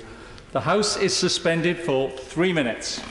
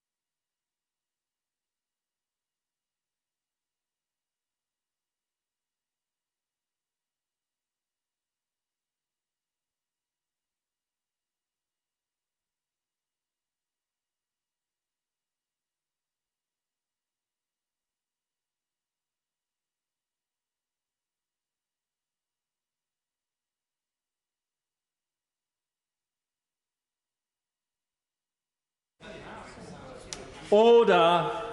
Order. The 10-minute rule motion, desecration of war memorials. Jonathan Gullis. Thank you, Mr Deputy Speaker. I beg to move that leave be given to bring in a bill to create the offence of desecrating a war memorial and for connected purposes. I find myself in the unique position of standing here presenting to this House the Desecration of War Memorials Bill, with the government supportive of the cause and aims in bringing legislation before you. The week of Armed Forces Day should also be noted. To all our service men and women, I salute you. My honourable friend from Bracknell and I have had some very constructive discussions with our Right Honourable friend for South Swindon and our Right Honourable friend for Witham about the potential for this to become part of the statute books. Such a bill should not be contentious, and my honourable friend from Bracknell, who is the co-sponsor of this bill, and I are delighted to have the support of across the House for our ambitions. I would like to stress that this should not be perceived as a knee-jerk reaction to recent events, as has been suggested by some media. Back in 2009-10, the former Honourable Member for Enfield Southgate, David Burrows, brought forward a very similar bill with the same intention of protecting our war memorials. Both my honourable friend from Bracknell and I would like to place on record our thanks to him for his efforts and for having reached out to us both to throw his full support behind us. We would also like to thank Lewis Fielder and James Clark, members of the Conservative Friends of the Armed Forces, for their efforts researching, drafting and aiding the Honourable Member for Bracknell and I in presenting this before the House today. Every war memorial in every village, every town and every city across our country is sacred and serves to remind us of this immeasurable gratitude we must afford to our armed forces, both past and present. The passage of time always presents the danger of dimmed collective recollections. Let us not forget the sacrifice and bravery of those who paid the ultimate price, young men and women who gave up their futures, their loves, their lives and their dreams to ensure the freedoms they once knew were protected from tyranny for us, the unborn generations, who sit idly by as monuments dedicated to their eternal memory are desecrated. I will not sit idly by, and nor will I be silent.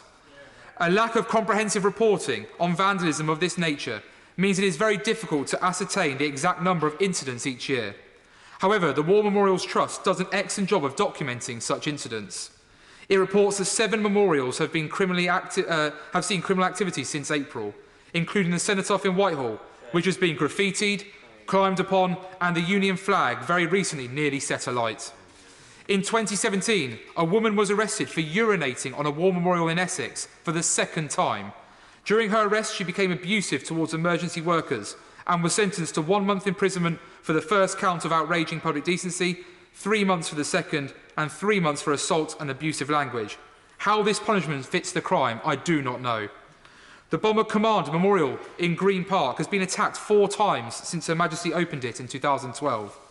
In 2013, the memorial was desecrated with graffiti, referencing the murder of Fusilier Lee Rigby. The perpetrator was sentenced to just 12 weeks imprisonment. Those who vandalise and abuse these monuments do not have the capacity to comprehend the strength, the courage and the bravery it must have taken for, in this case, teenage boys to overcome the terror of midnight missions across occupied Europe in a tin can thousands of feet in the sky. Over 50,000 British, American, Canadian and Commonwealth young men lost their lives in Bomber Command to preserve and protect the liberties of democracy, and had the Allied forces not been successful in their mission, make no mistake, we would be living under the tyranny of totalitarian fascist insanity. The price of war is immeasurably high. I saw this firsthand when a young man from Stratford-upon-Avon, Private Conrad Lewis, lost his life in Afghanistan back in 2011. The pain friends and the community felt stay with me to this day. Those of us who value freedom of thought, speech and expression know we can never repay the debt we owe to these men and women. All we can do is immortalise their memory and display our gratitude for their sacrifice. Memorials stand in great, solemn, eternal remembrance of the glorious dead. We can't bring back those lives. We can't erase the grief of families and communities. The very least we can do is make sure that memorials are adequately protected and punish those who would deface, urinate, spit, defile and graffiti on them. These actions, which have included swastikas spray-painted on statues and Nazi salutes in 2020 before the cenotaph, is the price we pay for ignorance and inaction. A blessed bond is formed between our present and our past through memorials. We see ourselves in the names and images of our fallen heroes, and perhaps we pause to reflect whether or not we would have had their courage and their nerves of steel in the face of evil itself. My great-great-uncle, Alan Gullis, who still lives today, is a D-Day veteran, and whilst I could not possibly speculate as to whether I would have had the sheer guts and bulldog spirit he and his brothers in arms embody so fully, the least I can do is stand before you today and try to secure the protection of their memories. My grandfather, Terence Gullis, served in the Royal Marines during the Suez Canal crisis, and my grandfather on my mother's side, William Beecham, served in the RAF undertaking his national service in Egypt. It is an honour to have such brave and committed men in my family. I myself would have liked to have followed in the footsteps of these heroes, but alas, due to deafness in one ear, it was not my destiny. I am delighted, however, to represent the great town of Kidsgrove, where the Royal British Legion have set up a beautiful war memorial garden on their own initiative, which is used every November to lay wreaths and remember our fallen. It has undoubtedly been a pleasure to also attend the Veterans Breakfast Club in Smallthorne, run by Martin Hunt and Paul Horton, which serves all veterans across Stoke-on-Trent, as a way of bringing our heroes together to share their stories and lend one another support. Dotted across this country, there are extraordinary examples of individuals and community groups banding together to honour the dead. Every year, as I don my poppy, it brings me a great sense of pride and joy to see so many others doing the same. So I am asking the House to do the respectable thing, the right thing, and back this bill to create an explicit offence, distinguishable from damage to public property.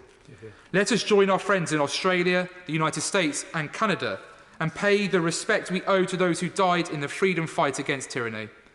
Although there is provision within existing legislation to hold criminals to account for the damage of property, and offenders have been successfully prosecuted, relatively few are held to account for the severity of the aggravating circumstances that come with criminally damaging something as sacred to the nation as war memorials. This bill proposes, in addition to the formation of a specific offence relating to unlawful damage done to a war memorial, the exemption of damages to war memorials from the £5,000 damages threshold required under the Criminal Damages Act 1971, the removal of a maximum fine in favour of an unlimited fine, and the establishing of a maximum custodial sentence to 10 years imprisonment. Unlike some media reports, we are not calling for all offences to be met with 10 years imprisonment, but we are enabling our judiciary to use their discretion about whether or not the offence is worthy of being moved to the Crown Court, without the £5,000 threshold barrier blocking its way. Finally, I would like to take this opportunity to praise my partner and friend in this proposal, the Honourable Member for Bracknell. He has an outstanding record as a public servant, with 27 years of military service under his belt. In this House, he serves as Chair of the Armed Forces Covenant APPG and remains unrivalled in his passion for veterans, the Commonwealth and remembrance. It is a privilege to know and work with him as a fellow member of the 2019 intake. My honourable friend perhaps will be blushing at such unreserved praise. However, it is certain that he is cut from the same cloth as those whose memories I stand here advocating to protect and preserve. I thank him wholeheartedly for his service and his help in laying this bill before you. I want to see the deterrence of criminal damage being done to the memory of our glorious dead, and I hope this House will support me in that endeavour. The question is that the honourable member have leave to bring in the bill. As many as of that opinion say aye. Aye. The contrary no. I think the ayes have it. The ayes have it. Who will prepare and bring in the bill? James Sunderland, Andrea Leadsom, Bob Seeley, Esther McVeigh, James Gray, Tracy Crouch, Peter Bone, Theo Clark, Jim Shannon, Tom Tugendhat, Lee Anderson and me, sir. Jonathan Gullis. Desecration of War Memorials Bill. Second reading what day? Friday the 11th of September 2020. Friday the 11th of September 2020. Point of order. Point of order, Mr James Sunderland. Mr Deputy Speaker, could I please thank my great friend from Stoke-on-Trent North for his kind words and for his outstanding speech. I was very humbled to hear it. It was whilst preparing to submit this 10-minute rule bill that we became aware of a perceived anomaly in parliamentary procedure. Noting that these bills require a minimum of 12 signatures, it seems odd that only one member is permitted to present them to the House. As a member of the Procedure Committee, might I therefore place on record my aspiration for a review of parliamentary procedure whereby co-sponsors of 10-minute rule bills are allocated a discrete share of parliamentary time. Yeah. Could I also please record my thanks to all those who have supported us through this undertaking, and in particular to the Conservative Friends of the Armed Forces. Thank you. Yeah. Thank you very much for that point of order and giving me forward notice of it. I've been a Member of Parliament here 28 and a bit years, and some... I know. Thank you, Mary. Thank you. And some procedures here seem to have gone back centuries, and other procedures 10 weeks. So I hope I give him some hope, at least, that his desire, when discussed by the Procedure Committee, can be analysed, and then if it's the will of the House, then clearly we can change those procedures. Thank you very much. Sir Edward Lee. As a formerly long-standing member of the Procedure Committee, may I just say that when it comes to changing procedure, be careful what you wish for. Actually, the 10-minute rule procedure, in my experience over 37 years, has worked extremely well and allows a backbencher to set out his case over 10 minutes, and it might be quite dangerous to muck around with it. I'm sorry, when my right honourable friend said 37 years, Mary Rimmer didn't gasp at 37 years, so I do apologise for that. But as James Sunderland can see, the discussion has already begun. Thank you very much. For those leaving the chamber, I'm not suspending the House, but please be careful, social distancing, as we now move on to the next business.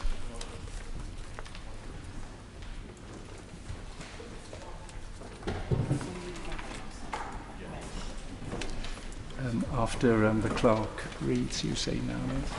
Yes? Thank you very much. The clerk will now proceed to read the orders of the day. Medicines and Medical Devices Bill, as amended in Public Bill Committee, to be considered. Now. We begin with Government New Clause 1, with which it will be convenient to consider all the selected amendments as listed on the selection paper. I call the Minister to move New Clause 1. Thank you very much indeed, Mr. Deputy Speaker. This bill's an opportunity. It's necessary to ensure that we have the ability to continue to update our regulatory frameworks after the end of the transition period, and we must ensure we continue to be able to respond swiftly to pressing need. But this is not a standstill bill. It is designed to underpin the way in which the UK approaches the life science sector and innovation in health from 2020 onwards. One where we promote to the best of our ability patients' access to cutting-edge treatments and encourage the cultivation of new, safe and patient-focused technology balanced with the need to take swift and effective regulatory and system action to ensure that patients do not experience adverse outcomes. I'd like to put on record how very grateful I've been to members on all sides of the House. They have approached this bill during second reading and committee with the kind of consensus that I would hope continues in the other place. One where we all understand the principles behind the bill, and any differences of opinion and scrutiny have been firmly in the best interests of patients and making sure this bill goes to the other place in a good way. Our experience of the health system is a personal one, with relationships with our GPs and clinicians. Some of us have long-term health conditions or short-term immediate needs requiring surgical intervention. But all of us want to know that the health system is taking all possible steps for prevention of harm to patients, and that the regulator and the health system work in partnership to identify when something is going wrong and to take swift and corrective action. We would hope that in the event we experience an adverse outcome or report concerns to our doctors, GP or surgeon, where perhaps something isn't working properly, that the patient that the patient, system and statistical significance of that outcome is understood and properly addressed, and that the clinician, the system and the regulator engages with the patient on required action. We also want to ensure that where required, the regulator will continue to proactively engage with the manufacturer of a medical device and ensure that information is supplied alongside that device, or that improvements are made to ensure we learn from the patient experience. Finally, we want to ensure data is available to drive regulatory or system action to limit the use of that device or remove it from the system, so that our experience as patients results in changes being made to prevent future harm and suffering, even if this risk cannot be removed completely. I will first speak to the amendments put down in the Secretary of State for Health and Social Care's name before moving on to those tabled by honourable members here today. I would like to thank all those who've shown an interest in this area, particularly to my honourable friend, the member for Newton Abbott, and the honourable member for Central Ayrshire, for putting forward their own amendments on the issue. Both amendments were extremely well intended and thoughtfully drafted, and there have been further thoughtful contributions from all parties and from both houses in thinking what an amendment to this effect might need to deliver. We all recognise medical devices are not subject to the same comprehensive regulatory system of pre-market assessment as for medicines. The government also recognises that the system could be made stronger in how devices are purchased, used and reviewed. This is incredibly important, and I know that members across both houses, as I am, are anticipating the forthcoming report from the Independent Medicines and Medical Devices Review and the significant matters they looked into, with an expectation that it might make recommendations in this area. I would like to put on record that I'm deeply sympathetic to patients and families who've been affected by the issues covered in that review, and that's why I'm keen to take action now where we know there are gaps we might close in the regulations made under the powers in this bill, rather than wait. New Clause 1 introduces a power for the Secretary of State to create a medical device information system through regulations for the purpose of the safety and performance, including the clinical effectiveness of devices, the safety of individuals who receive or who are treated with a medical device, and the improvement of medical devices' safety and performance through advances in technology.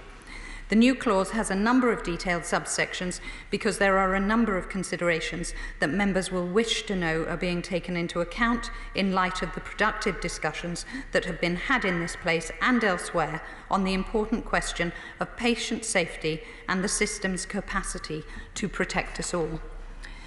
To be clear, some of the matters covered by this clause can be dealt with already in existing legislation under the Health and Care Social Act 2012. That Act established that the Health and Social Care Information Centre, otherwise known as NHS Digital, allows for the Secretary of State to issue a direction asking NHSD to collect data in respect of the NHS in England. It is under that Act that the Secretary of State sought to act last year by issuing a direction to NHSD to begin to collect data with regard to implanted devices in England in order that we could begin to build a picture. But this is an issue that affects the whole of the UK and patients in all 4 nations. Devices are also implanted by private institutions, by providers who are under no obligation to provide data to a central system if they are not working under contract to the National Health Service. Members in their amendments at committee referred to device registries. We do currently have a number of existing device registries in this country and a global exemplar in the National Joint Registry. The National Joint Registry describes its own mission as working for patients, driving forward quality. It collects information on operations to monitor the performance of certain implants and the effectiveness of different types of surgeries, improving clinical effectiveness and benefiting patients and clinicians and the sector as a whole. This works for patients at a local level who receive devices under the aegis of a registry. But not all high-risk devices have a registry, and some registries will generate insights or patterns that are of use to other types of implants or device, or indeed to improving regulation and the safety of devices, as well as our system response. Data is fundamentally a driver of change. It's how we identify trends, draw links between individual issues to find patterns, and it is by bringing data together that we see a bigger picture that can drive our response. This amendment seeks to create the legal backbone for future data collection and the construction of an information system to support existing and new registries in the future. I know members will be concerned about how data is safeguarded and how it might be used and by whom, and I will come on to that shortly. But I do think it's worth reflecting and understanding that the benefits of this system will be broad. Such a system would monitor the performance of devices and ensure patient outcomes can be tracked. The longer-term aim is to intervene earlier through clinical analysis of the data in the information system to prevent patient harm before it happens, by enabling the healthcare system to flag concerns, drive clinical, system and regulatory action where appropriate, and use alternative and better devices and procedures to mitigate risk to UK patients. It would support the registries, both present and future, to take action underpinned by the national data from all four corners of the United Kingdom. Such a system, subject to safeguards, could allow for the sharing of certain types of information with clinicians, the regulators, the NHS and other healthcare partners in the longer term. This would improve the data available on medical devices as part of post-market surveillance. And as a result, the UK's regulator, the Medicines and Healthcare Products Regulatory Agency, MHRA, will be better able to take action early and more effectively as part of their regulation of devices on the UK market. To break down the clauses briefly, new Clause 1, subsection 2 sets out some of the matters that regulations that establish this system might make provision for. It enables provision to be made so that the information is provided to NHSD in order that they can carry out their functions under the regulations. It enables provision to be made about using the information or disclosing the information, and for NHSD to have regard to certain matters, such as the need to reduce burdens on healthcare institutions when exercising its functions. Subsection 3, which clarifies subsection 2, by asking a private provider of, say, breast implants to supply data to the information centre and to do so in a manner and in such a time that is provided for in the regulations. Along with the UK-wide nature of the power, it would ensure we have a national picture that would support the aim that we're all here to drive forward. Subsection 4 makes it clear that anyone who services powers or duties relating to medical devices can be specified in the regulations and thus required to provide that information to NHS Digital for the purposes of the information system. This is important as we wouldn't wish to inadvertently have a gap as technology and procedures move on. Subsection 5 of the new clause sets out the kind of information we might expect to require is retained and entered in the information system. The first and most immediate use of the information system must be to ensure if there is an issue with a device, it is possible to find and then notify a patient. In order to support that, the unique device identifier must be retained along with the details of the patient into whom the device has been implanted through, for example, their patient record, and the information about any procedure that has taken place, including the name of the clinician who has implanted it. I know this was something that was raised during discussions, and this provision is, if you like, an indication at the outset of what we would expect to capture, but subsection 5 doesn't limit us to that if consultation takes us further. Subsection 6 deals with the disclosure and analysis of information. I know there was considerable discussion at the second reading led by the Honourable Member for Twickenham on the need to trust how data is used and analysed in order for such a system to be supported by patients. Subsection 6 is critically important in being transparent at the outset that it would be necessary not only to capture this information, but ensure that it can be used to identify patterns or trends to determine whether a patient's experience of a device is personal and highly specific to their particular circumstance, or whether there is something clinicians or regulators need to do to improve the way that that device can be used. Patients are critical, absolutely critical. They want to know their data is protected. and subject to data protection legislation and other safeguards.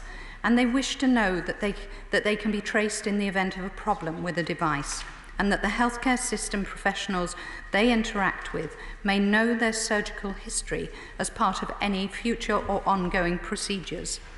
They also wish to know that the system change will be informed by their experience, their voices will be heard, and change will occur as a result.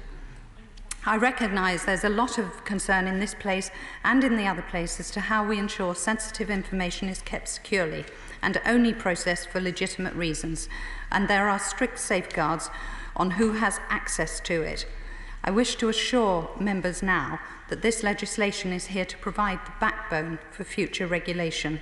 The benefit of secondary legislation is we don't have to have all the elements in place immediately, but we can put building blocks together of data to access it slowly over time with the proper process of consultation with patients, with clinicians, and with devolved administrations, and consensus behind the most appropriate course of action to build the longer-term vision that I've set out. We have specified the kind of things the regulation under this amendment might enable us to do, but we will need to return to Parliament with the detail. And I can commit now that it's our intention that the consultation on regulations will indeed involve considering voices of patients at its heart. Enabling provision to be made in secondary legislation means that any information system can be updated to reflect collaboration with existing and future clinical registries so that the processes for data collection remain streamlined, avoid duplication, and reduce the burden on organisations providing the data. Future amendments to the secondary legislation governing the operation of any information system will ensure that the system remains as effective as possible at monitoring the safety of medical devices. But while that is the future, we do intend to ensure through regulations that in the short term, data is subject to appropriate safeguards such as anonymisation by NHS Digital, able to be shared within the NHS system and with the regulator so that patients get the benefit immediately of improved product safety and the comfort of knowing they can be traced if there is information they need about their specific advice. This can and should be in place before we are in a position to put in place the vision of a system of clinical registries. We have spoken to ministers from the devolved administrations, and there is broad agreement that the need for improved tracking of medical devices and the benefits for product and patient safety that an information system could bring is beyond party politics. It is the right thing to do for patients. IT projects are notoriously difficult, and I think it would be difficult, if not impossible, to put one on the face of legislation in detail. We have sought to strike the right balance between detail on what might be in the regulations in the interests of transparency and enough flexibility to respond properly to the consultation on what the future ought to look like with those most affected by it. It's absolutely critical this works, not least for clinicians who will need to record this information. We have published a detailed document setting out the long-term aspiration and some of how we would like to expect to get there, to accompany the amendments and to support members' scrutiny. And I hope this amendment has the support of both sides of all sides of the House. Turning to the minor and technical amendments, in the Secretary of State's name, these are very small matters. Amendments 2, 3, 4, 5, 6 and 7 and 18 all make minor changes in order to enable new Clause 1. Amendments 8 to 17 make minor and consequential amendments to enable regulations made under the powers in the bill, subject to the negative procedure, to be combined in a single statutory instrument with regulations under powers which are subject to the affirmative, or with regulations under powers in other legislation which are subject to the negative procedure. Allowing for different provisions to be combined into a single statutory instrument makes for greater efficiency within the parliamentary timetable.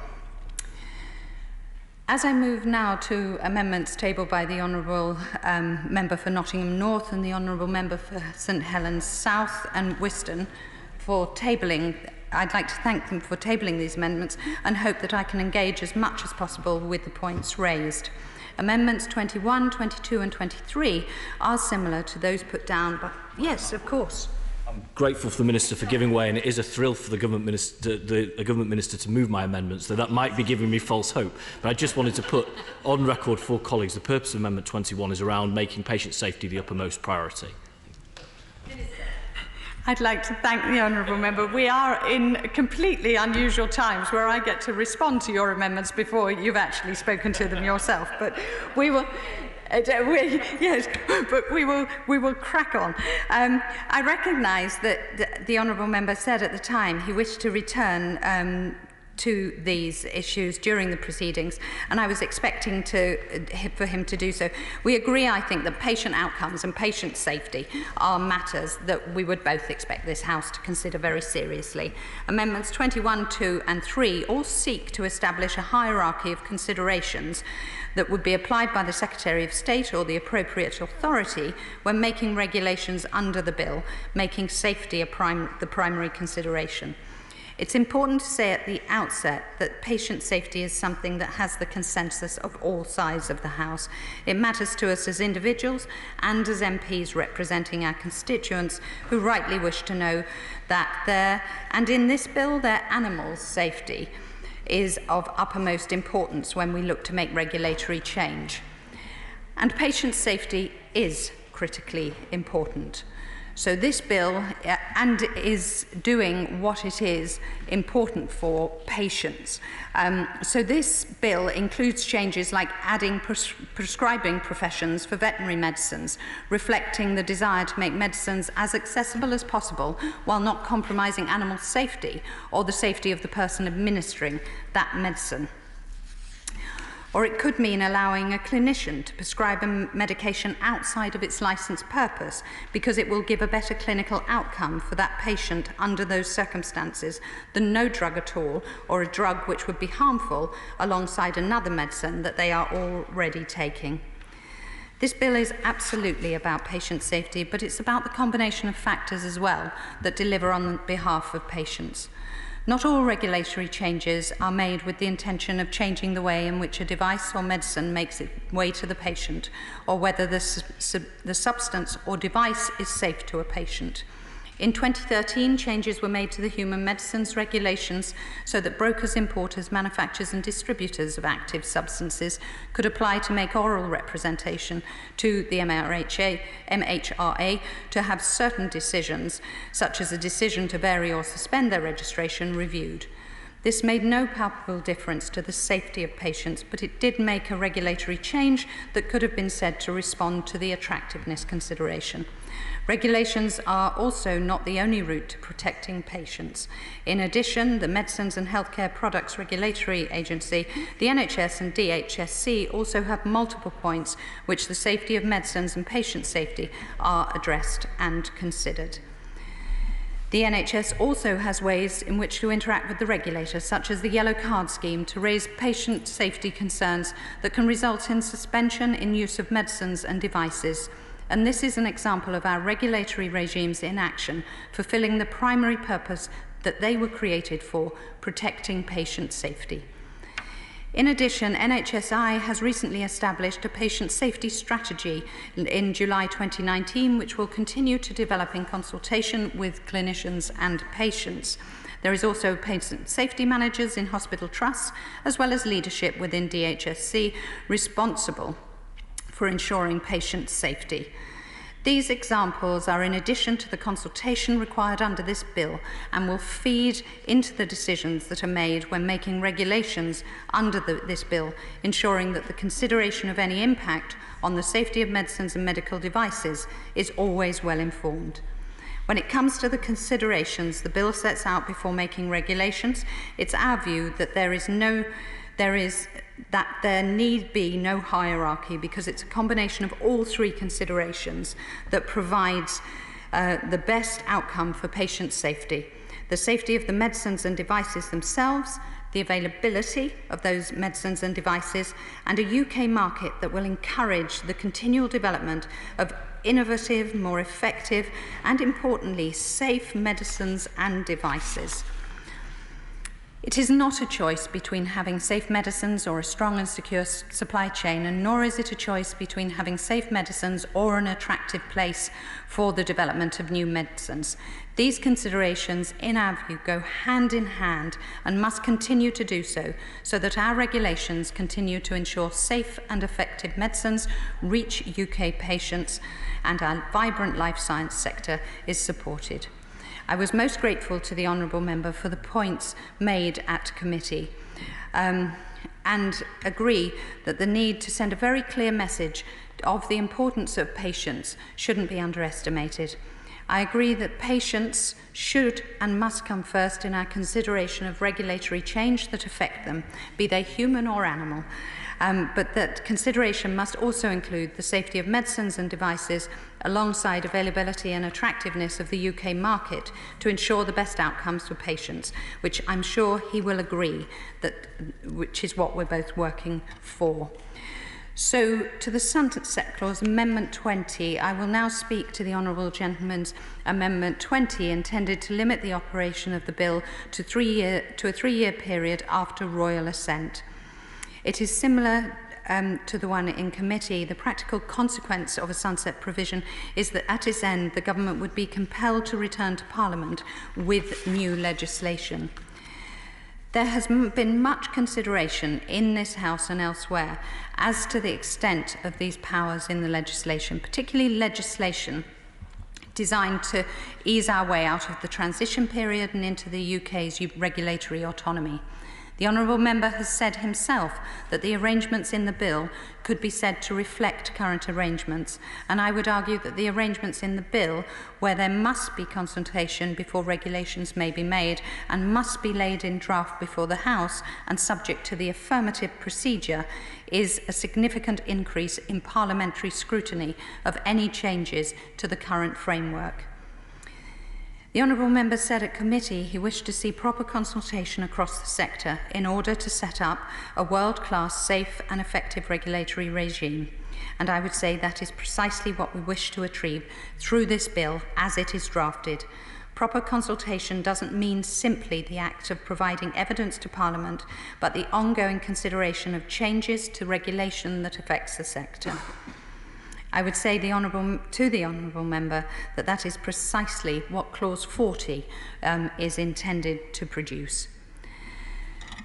The member concluded on his 2 points at committee, and I hope I can address them both here. He asked whether, firstly, this provision, the ability to make regulatory change via secondary legislation, would mean a diminution in protection, and I would say absolutely not. This is not about reducing UK standards, but ensuring we can modify and adapt our regulatory regime going forward so we can take account of new technologies and ensure effective regulation that keeps pace with the innovation.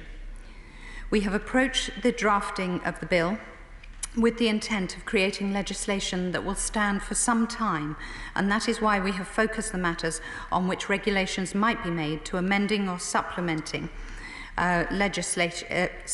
existing legislation, and why we've sought also to consolidate the enforcement regime so it's transparent and clear for companies and the MHRA how we ensure operation within the law. The Honourable Member also asked whether the Government could accept that the liberty to make bold changes by using delegated powers in this bill is not the chance to make any changes that they want to. It is right that we take a sensible and proportionate approach to regulatory change. Small changes, such as adding Braille to packaging and so on, are common sense.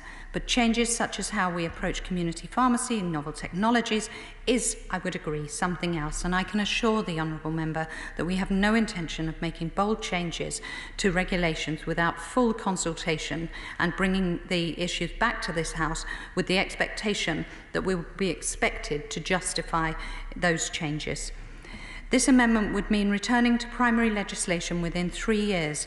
In practical terms, this would likely mean within 2 years, given the need to have sufficient parliamentary time for the passage of the bill. There are 2 months after royal assent before we can make the regulations, other than in emergencies, and those regulations are subject to a statutory consultation and then the affirmative procedure, which will all take time. This would mean we're likely, at most, to see 18 months of practical operation of the legislation before we must go back to its principles. We wouldn't know, for example, whether the civil sanctions regime had had the material effect, as it would simply not had enough time to run. We would cease being able to disclose pertinent safety information from the MHRA to the NHS, and it would be unclear whether the registers facilitated by Clause 13 of the bill, or indeed the medical device information system under the new clauses, would be able to continue to operate, or whether we would be starting from scratch. Some regulatory changes take years to put into effect. Manufacturers, companies, hospitals, and so on must expend financially on preparing for it, putting it into effect, and sustaining it. We would like, so as much as possible, to be certain that regulatory change we have introduced in the UK is sustainable and ongoing. And that is what I think is key here, that we're getting this right. The bill's drafting and our approach to making transparent the kind of changes one might expect from the delegated powers has been carefully thought out. Our approach has been consistent with the recommendations of the Delegated Powers and Regulatory Reform Committee in relation to the Fisheries Bill of the last Parliament session, 2017-19, and we have in fact gone beyond the work of that bill and produced 6 illustrative draft statutory instruments. We recognise the need for Parliament to have a greater role, other than in specific circumstances. The affirmative procedure applies and is supported by a mandatory obligation to consult. This is not a stopgap bill to get us through the transition period. It's a proportionate approach to regulating industry that moves quickly, with regulators who wish to take effective action and who are renowned for working with the industry in the best interests of patients, such as their work during COVID. I think we can get this right, and right now, and not suggest to industry, the regulators or patients that it's not the right answer for the future of regulation, such that Parliament would need to revisit this swiftly by applying a sunset clause. Now turning to the amendment tabled by the Honourable Member of St Helens South and Wiston, I would like to firstly recognise the great passion with which she spoke about this amendment at the Public Bill Committee. In particular, she raised the issue of human organs used in the development of medicines and medical devices where consent has not been obtained, and it was raised specifically in relation to China. I would like to thank her for the additional context that she shared on the amendment through both committee and debate and subsequent correspondence. However, these issues are not best addressed through primary legislation dealing with the regulatory framework for human medicines within the UK. I have written to the Minister for Asia on the issue and asked him to hold a meeting to discuss the matter further, and I believe their offices are in communication. Comprehensive legislation that governs human organs and tissues for transplantation or to manufacture medicinal products currently exists as set out in the Human Tissue Quality and Safety for Human Applications Regulation 2007 and the Human Tissue Act 2004. The safeguards provided by this legislation ensure that the appropriate quality, safety and origin of human tissues by setting out the requirements around donation, procurement, testing, processing, storage and distribution of organs, tissues and cells intended for human application. These apply to any products that are administered to humans and crucially include requirements around the consent and traceability of human tissues and organs. The proposed amendment would not provide for amendments to be made to legislation in governing human tissues going forward. So whilst I'm entirely sympathetic to the Honourable Member's concerns on these issues, I can reassure members that our current legislation provides extensive safeguards to ensure ethical and appropriate use of human tissues in medicines and medicinal products. Equally, while I am sympathetic to the Honourable Member's intentions, I don't believe the amendment tabled to this bill will have the intended effect at this place. I look forward to hearing from both members for their further contribution. Information systems. The question is that new clause 1 be read a second time. Shadow Minister Alex Norris. Thank you, Madam Deputy Speaker, and it is a pleasure to resume proceedings on this bill. The exchanges in committee were high quality in both content and tone, and I look forward to more of the same this afternoon. And I was proud to take the lead for the opposition in committee and now during remaining stages, but would like to put on record my thanks to my predecessor in the early rounds, the Honourable Member for Washington and Sunderland West. So turning to new clause 1, I'm so pleased to see the government introduce what we spoke of at committee stage as a device registry, but is now called the Information Centre. Madam Deputy Speaker, bad medicines or devices cause exceptional harm. The Noble Baroness Cumberledge is looking at the impact of 3 of these, Pribidos, sodium valproate and surgical mesh, and I'd like to pay tribute to the campaigners and their allies in this place for all the work they do to make sure those who are suffering or have suffered are not forgotten. Clearly, there have been times with devices where, knowing what we know now, we would not use them. There is a risk of similar things happening in the future. That's a risk we cannot fully mitigate. So an information centre will at least put us in the strongest possible position to react quickly and clearly. And I am grateful, I want to say this personally to the Minister, I'm grateful for the level of engagement from her and from the government in general. And I and my colleagues in the other place are committed to continue to develop this idea, as I know the Honourable Member for Central Ayrshire, who will be watching proceedings and whose expertise and creativity are missed, is ready to do the same. And also I can tell from my inbox that there is considerable interest in making this work in the sector, and I hope the Minister will commit to full consultation with them about this. I want to take this opportunity, Madam Deputy Speaker, to talk about the Cumberledge review. I had rather hoped that remaining stages might fall after the review reports on the 8th of July. I think that's important because that report could have a profound impact on how we view the Medicines and Healthcare Products Regulatory Agency, on how we view the past, on what we need to do in the future.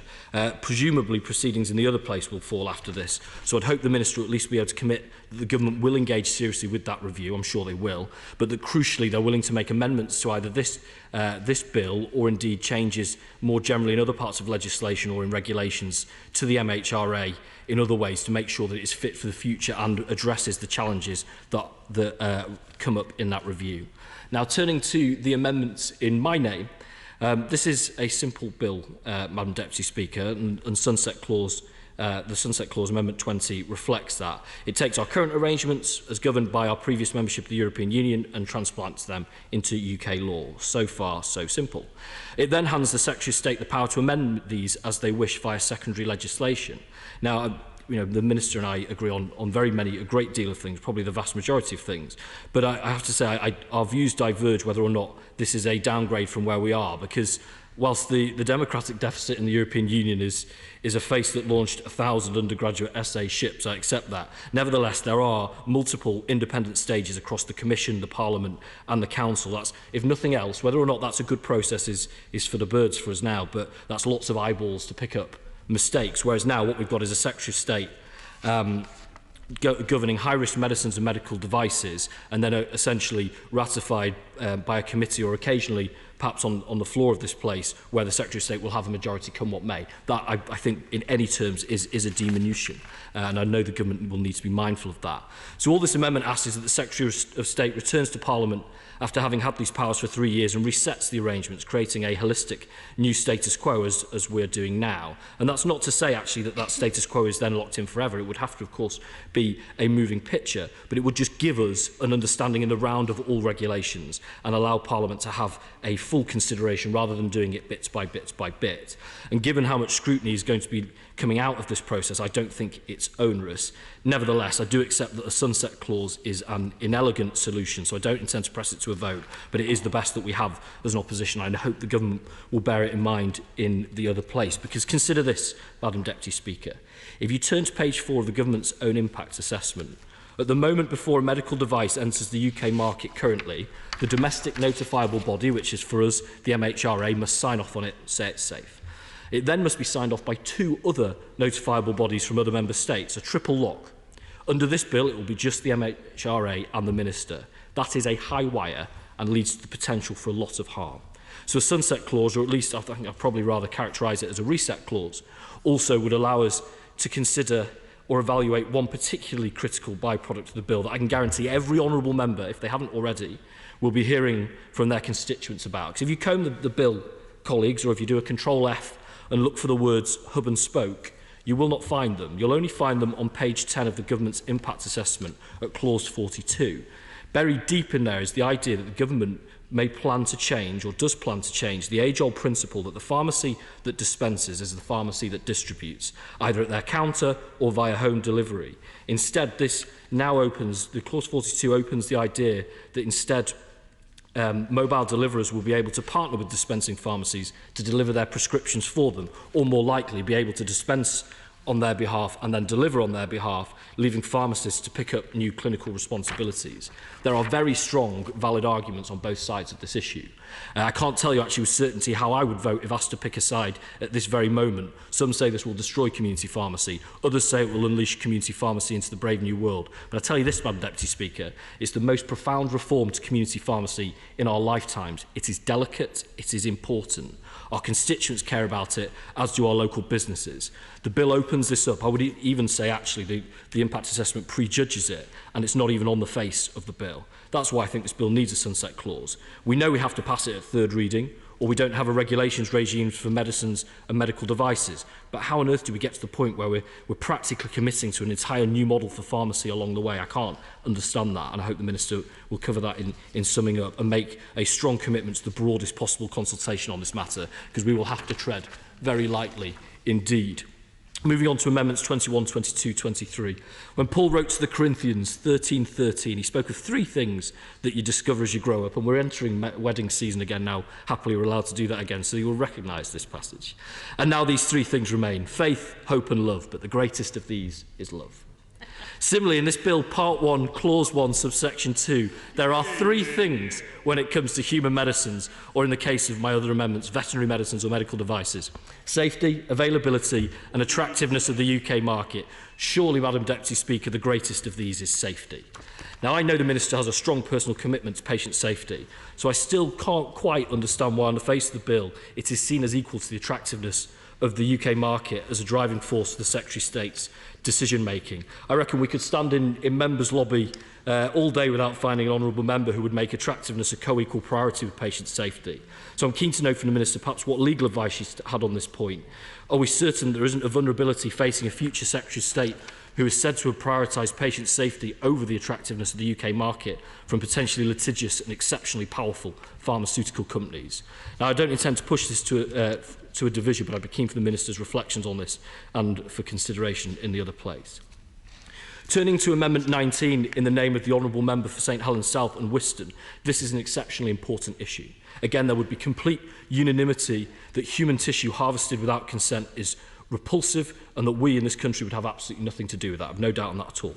But we also know that globally it's happening. So it's incumbent upon us all to make sure that we're completely certain that such tissue does not enter the UK for the purposes of which we're discussing today.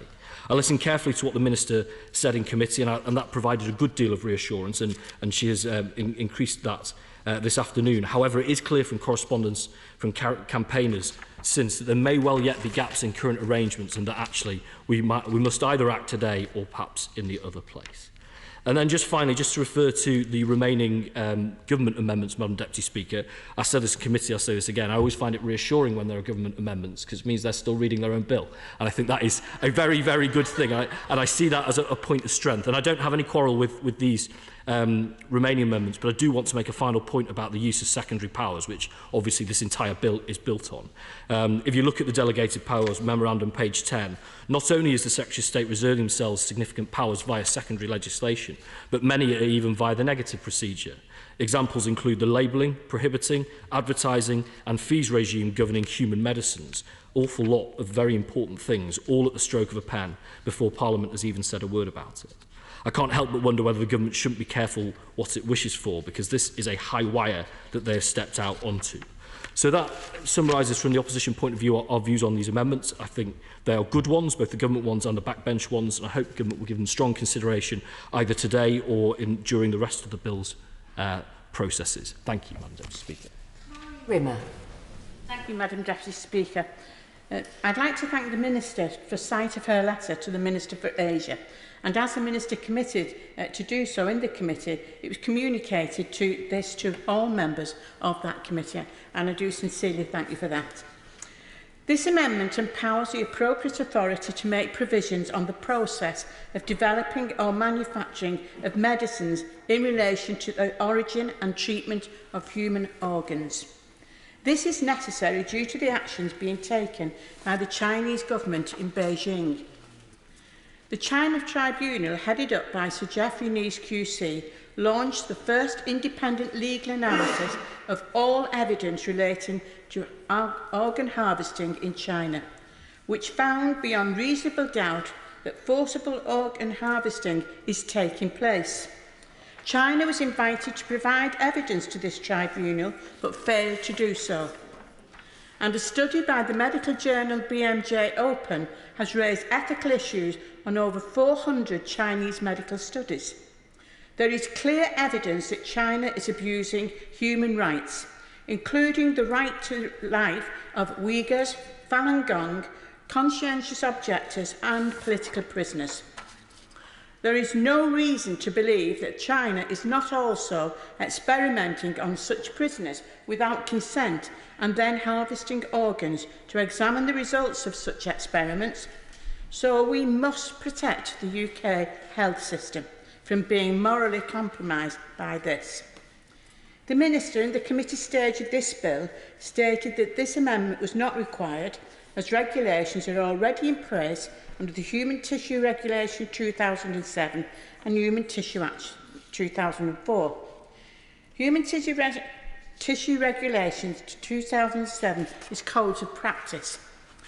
The Human Tissue Act 2004, in Section 1, Subsection 4, it explains that Subsection 1 does not apply for a body to which subsections 5 or 6 applies to.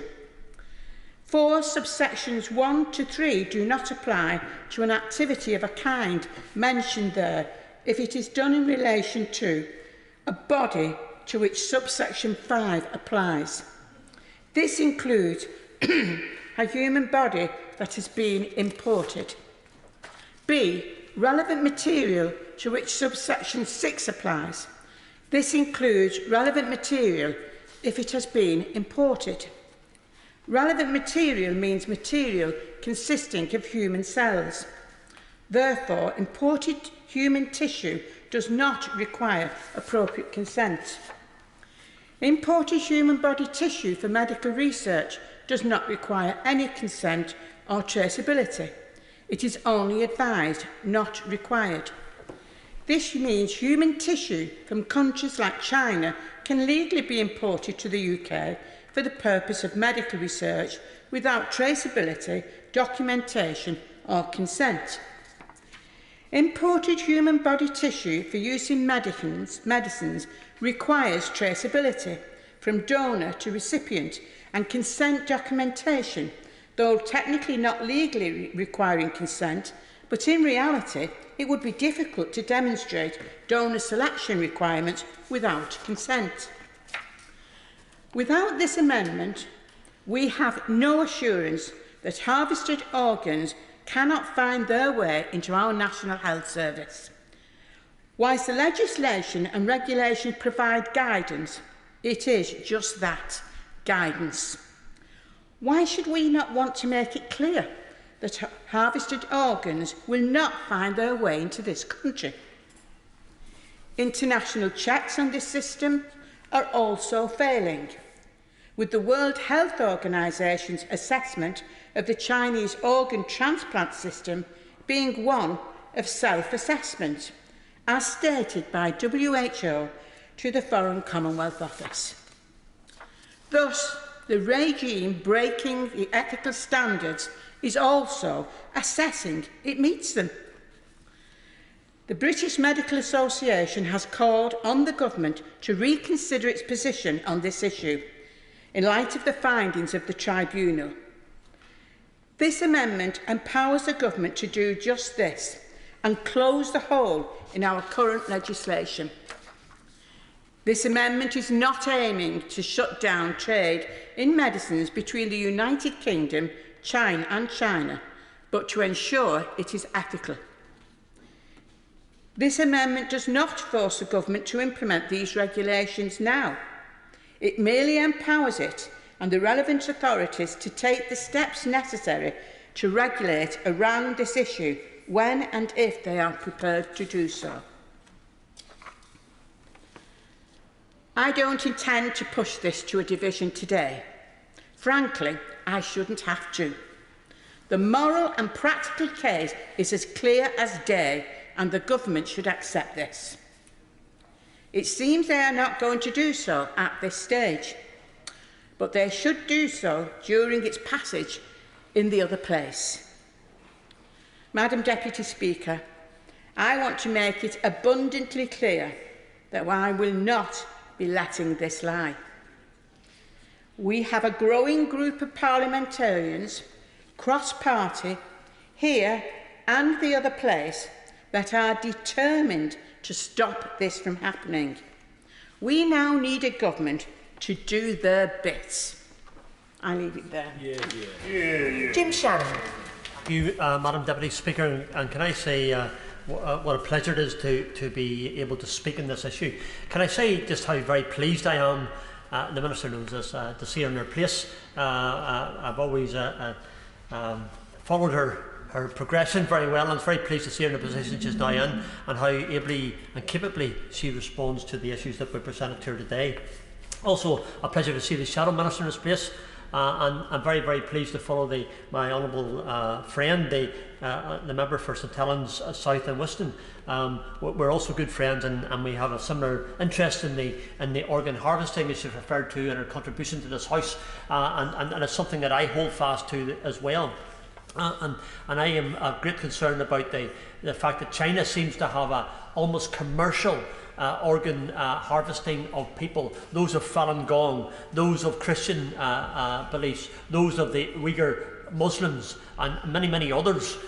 So the protections that the Honourable Lady has asked for, I certainly very much want to see those in place, and I look forward to the Minister's response.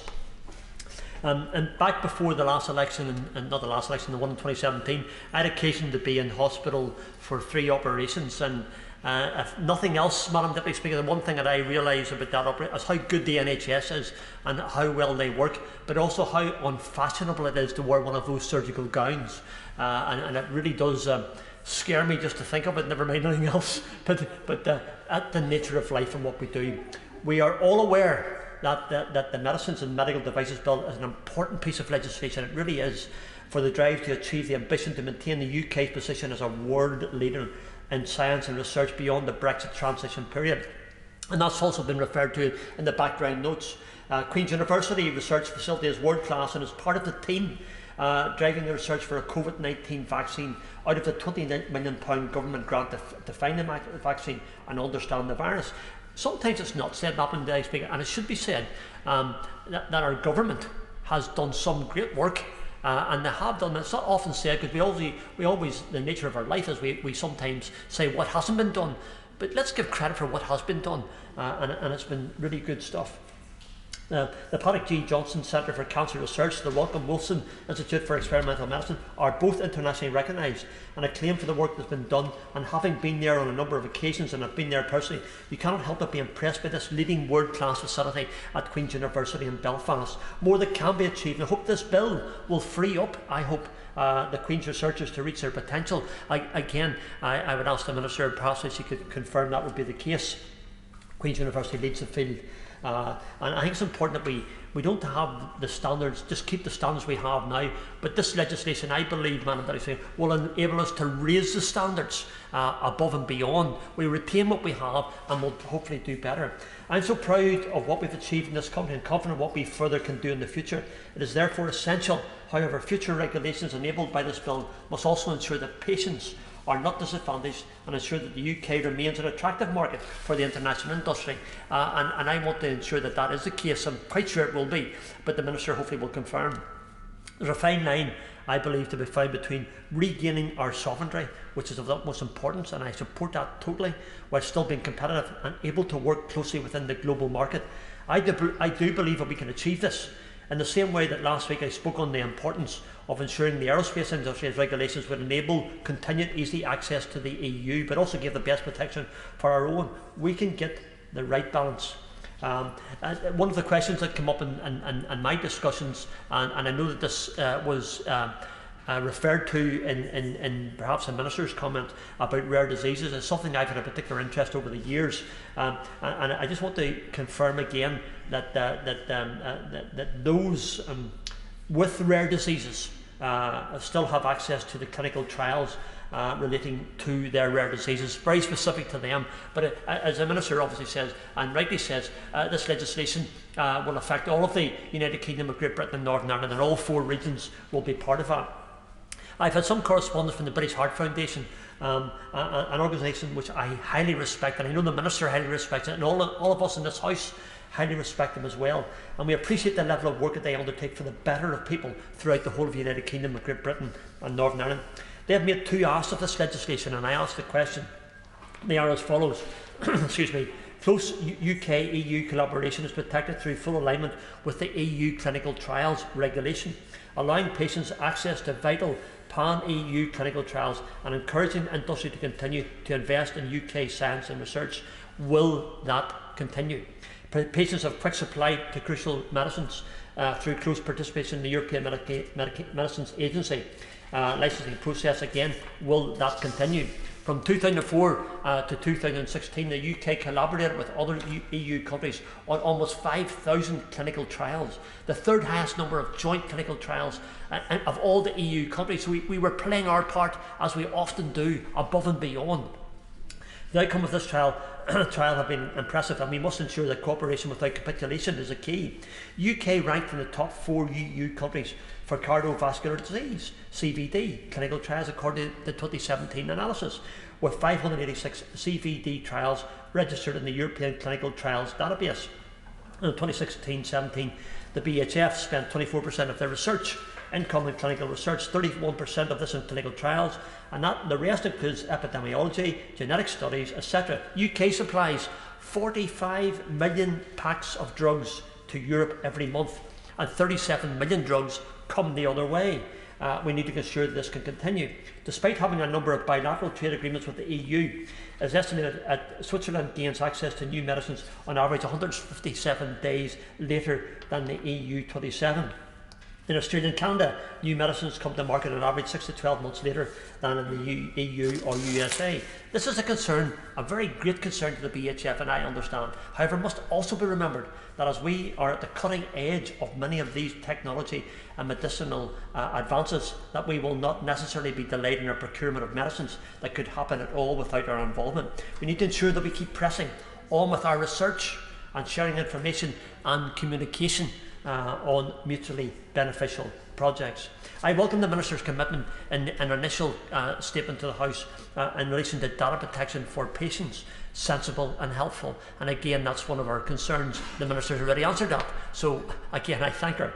I'm absolutely in agreement with the stated aims of the government legislation in terms of making it simpler for NHS hospitals to manufacture and trial the most innovative, new personalised and short life medicines as their usage increases and they are taking up in local clinics and theatres, as well as increasing the range of professions able to prescribe and supply certain medicines to make the most effective use of the NHS workforce were recommended by experts, as well as developing more innovative ways of dispensing medicines in local pharmacies. Can I ask the Minister a very specific question, and perhaps we can get an answer to this? I'm sure we can. Some of my colleagues and myself and others in Northern Ireland are wondering, in relation to the legislation provided by this bill and the protections perhaps through this bill, can the Minister advise what impact Northern Ireland Protocol will have on the medicines transferring between mainland UK and Northern Ireland? We want to ensure a seamless, transparent, easy system, and it'd be important that that's the case. And again, I ask the Minister that question. I'm almost at the end, Madam Deputy Speaker, and I give you my word I would keep it within the time scale. I also believe that it's essential that we remove unnecessary bureaucracy for the lowest risk clinical trials to encourage rapid introduction of new medicines while still maintaining safety. Crucial for the well-being of our patients in all of the United Kingdom of Great Britain and Northern Ireland. And this, I believe, is a marvellous opportunity or in research and development need to keep us as world-leading innovators. And yet the foundation of all of this must be safety of the patient, and the safety of the patient is paramount. I know it's the Minister's intention, and it's certainly within mine. It is my belief that we can achieve this and still share communication and projects with EU countries. I'm supportive of this bill, and I want the Minister to know that, and hopeful of our future in this field. We can have safety and security and cooperation without mindless red tape. It is my hope that this is exactly what this bill will do for this House, and I welcome it as the Minister will now reply. Thank you.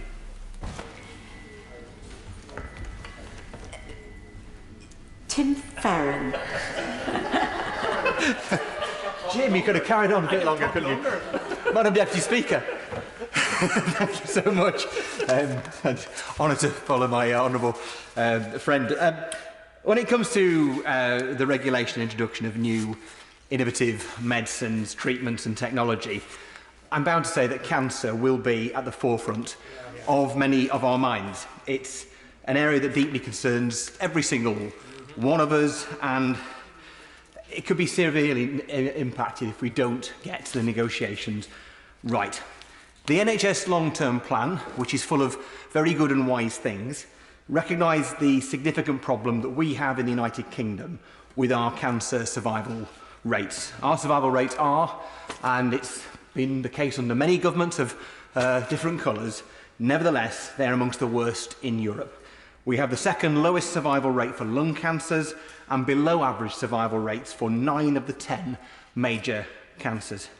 And the terrifying statistic for us personally is that 1 in every 2 of us is likely to get cancer at some point in our lives. And that means that we will, all of us, almost certainly be touched by cancer in some way in our families at some point during our lives if we haven't been already. And the need to step up our efforts to fight this horrific disease are indeed amplified by the current context. We have seen a 60% drop in cancer referrals and a 20% fall in the numbers of those starting treatment during this COVID crisis for obvious reasons, and some of them justifiable reasons. Clearly people who are at risk of their immunity being suppressed during a virus, or who could gain infection via surgery during a pandemic, you understand why clinicians would make those decisions. And yet, I'm happy to give way. Thank you for giving way. It's just a few weeks past for what was Men's Health Week, and the issue of prostate cancer is so important. And I know the Honourable Gentleman is of the same opinion as myself in relation to how important it is to highlight those matters, and also bowel cancer is another example of 2 of the ones that take people out of this world very quickly. And I know the Minister will respond very positively, but is it his understanding that those are 2 of the cancers which we need to critically address early on?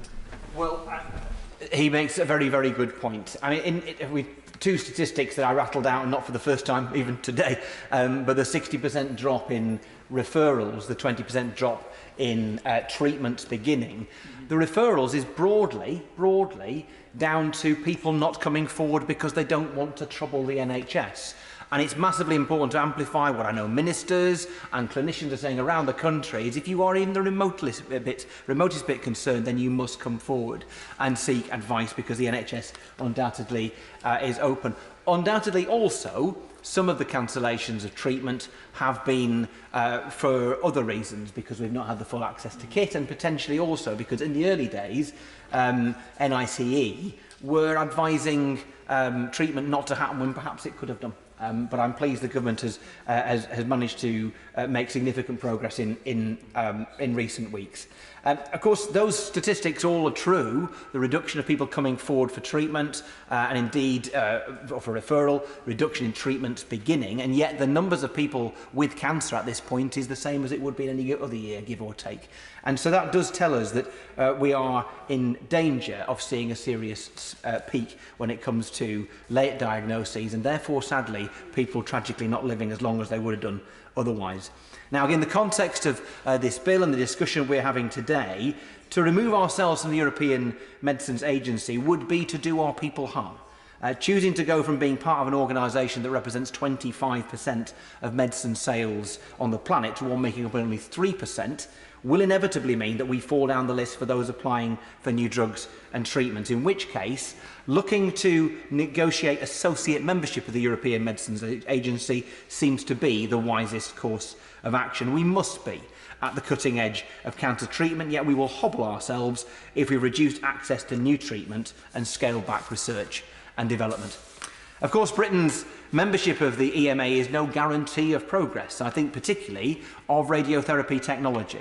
NHS England have just agreed to roll out the commissioning of stereoactive ablative radiotherapy, SABRE technology, bringing it forward by a year. This comes after an arduous 10-year battle for this precise and powerful treatment to be rolled out to every cancer centre in the country.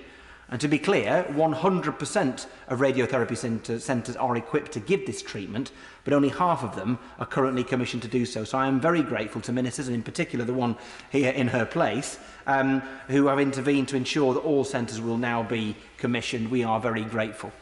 The reason given time and time again by NHS England for wasting this resource was that they didn't have enough data. And this is relevant because this was a treatment being effectively used across Europe with significantly improved outcomes. If this is the case when the data is there, I dread to think what the impact will be of having reduced access to data on medicines and medical devices when we are outside the EMA.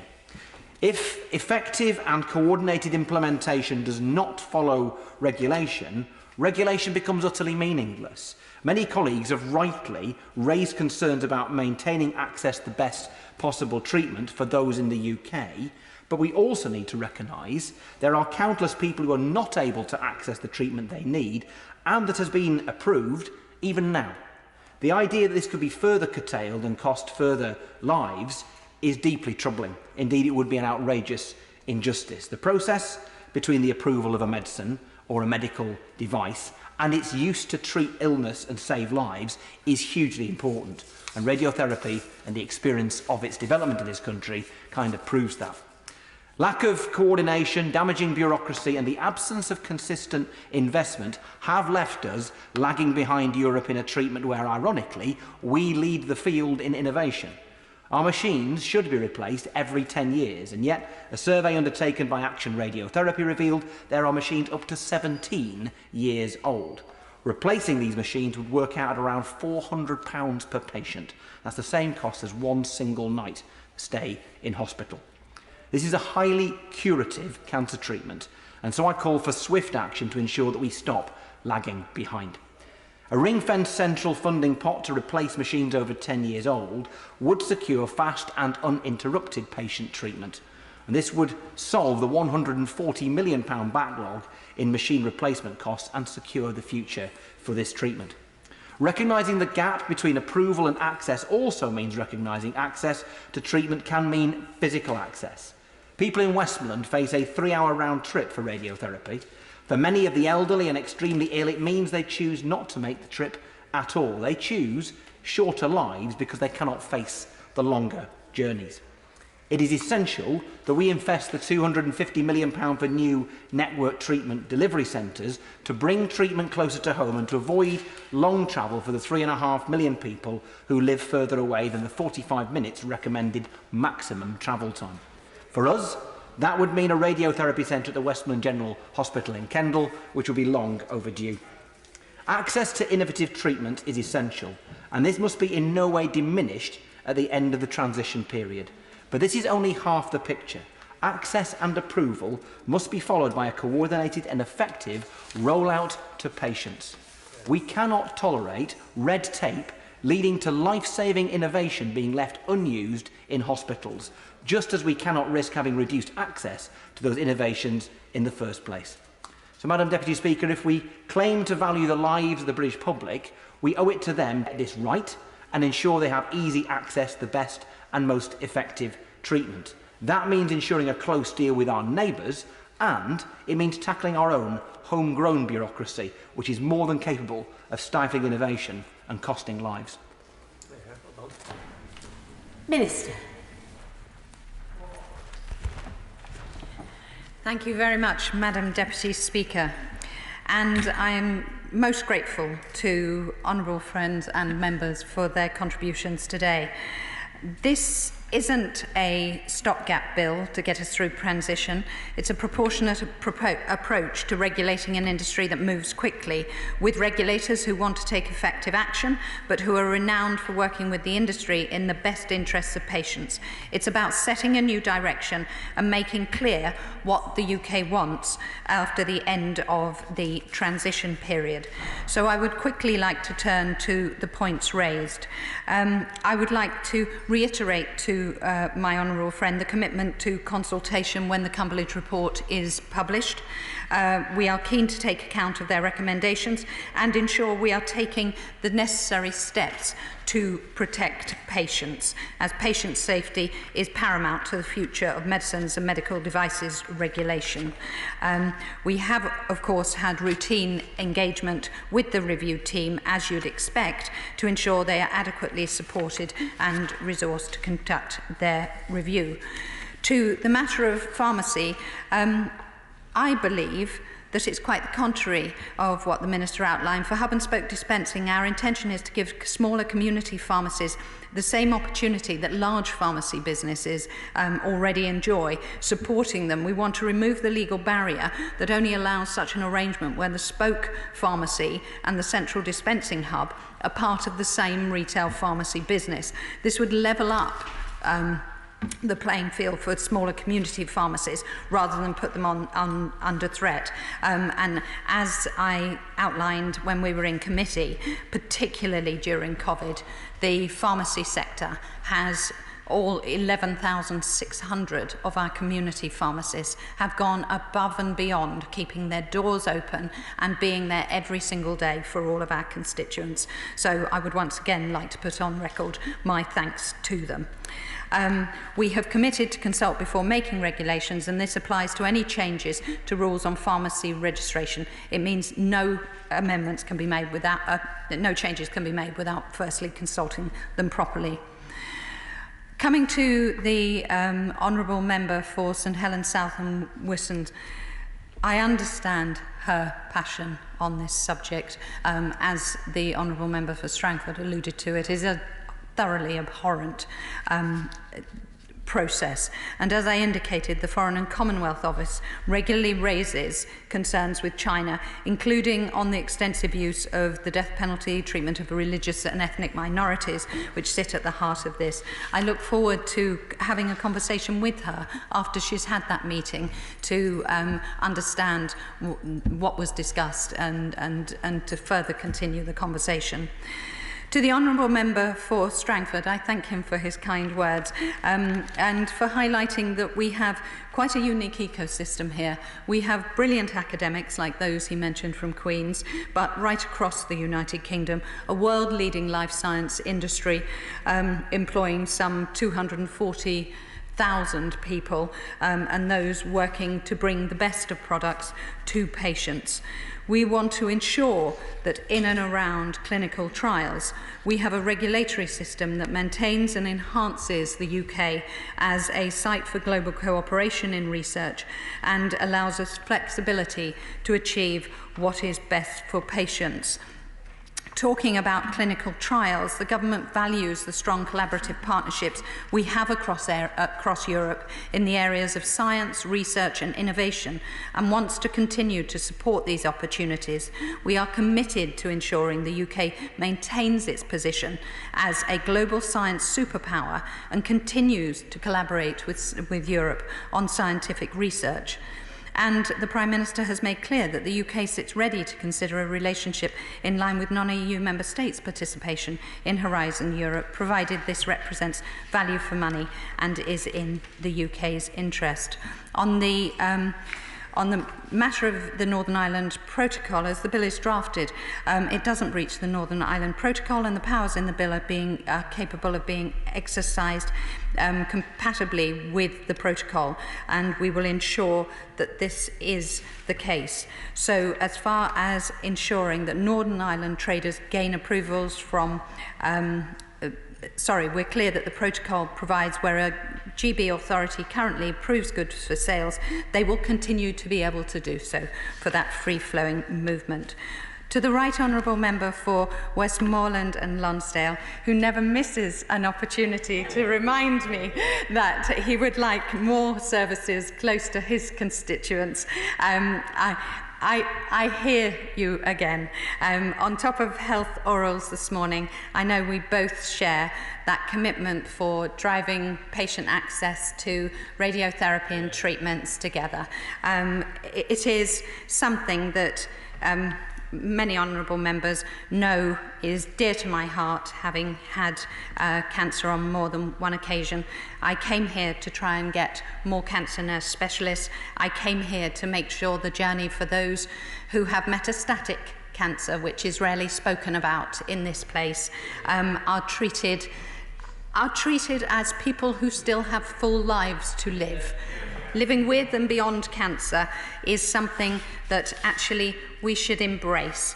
The next round of negotiations with the EU will start shortly, and we will continue to explore with the EU what future relationship arrangements can look like. So, in conclusion, I would like to thank all those for their efforts in getting us to this place. Of course. Thank the Minister for giving way just before she comes to a conclusion. I wasn't in the chamber earlier on, but I wanted to thank her for her comments about the engagement that she's had with my honourable friend, the member for Central Ayrshire, who has not been able to participate in person in the process of this bill. But I know she's been very grateful for the engagement on a cross-party basis and for the comments that the Minister made about the amendments that had been tabled by the SNP in committee stage and the commitments that the government made in response to them and its engagement with the Scottish Government. So I just want to place on record our thanks for all of that. I also want to place on record my sympathy with the amendment from the member for St Helens. I have a number of constituents, several of us do, about these issues of forced organ harvesting, and hopefully some of that can be considered as well. Thank you. Yeah. I thank the honourable member for his contribution. These are unusual times, so making sure that we do what we can to make sure bills proceed with a degree of consensus. It was my pleasure, as it was to work with her on the access to off-label, off-licensed drugs some years ago now. I think that the consideration of this bill has been led by good sense and common ground and general understanding of consensus to its purpose.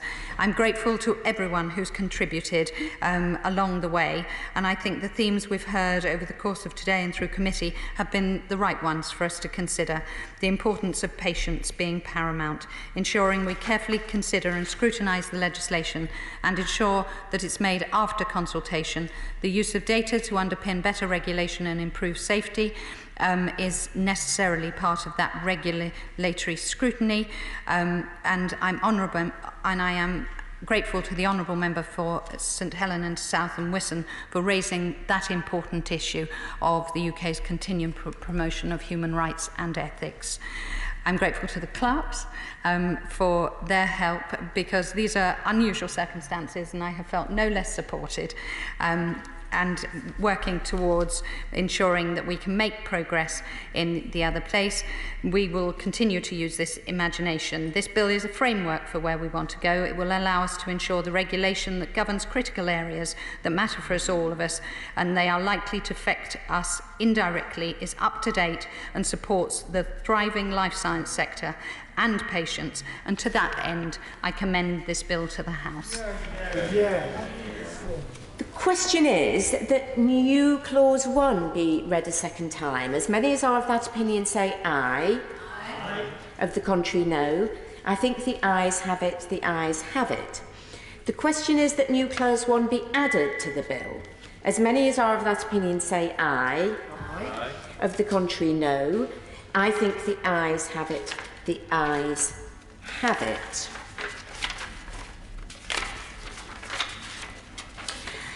With the leave of the House, I will put together the questions necessary to bring to a conclusion proceedings on consideration. Minister to move Government's amendments 1 to 18 formally. The question is that Government Amendments 1 to 18 be made to the bill. As many as are of that opinion say aye. Aye. Of the contrary, no. I think the ayes have it. The ayes have it. So, consideration completed. Third reading? No. I call the Minister to move third reading. The question is that the bill be now read the third time. As many as are of that opinion say aye. Aye. Of the contrary, no. I think the ayes have it. The ayes have it. I will now suspend the House for 3 minutes.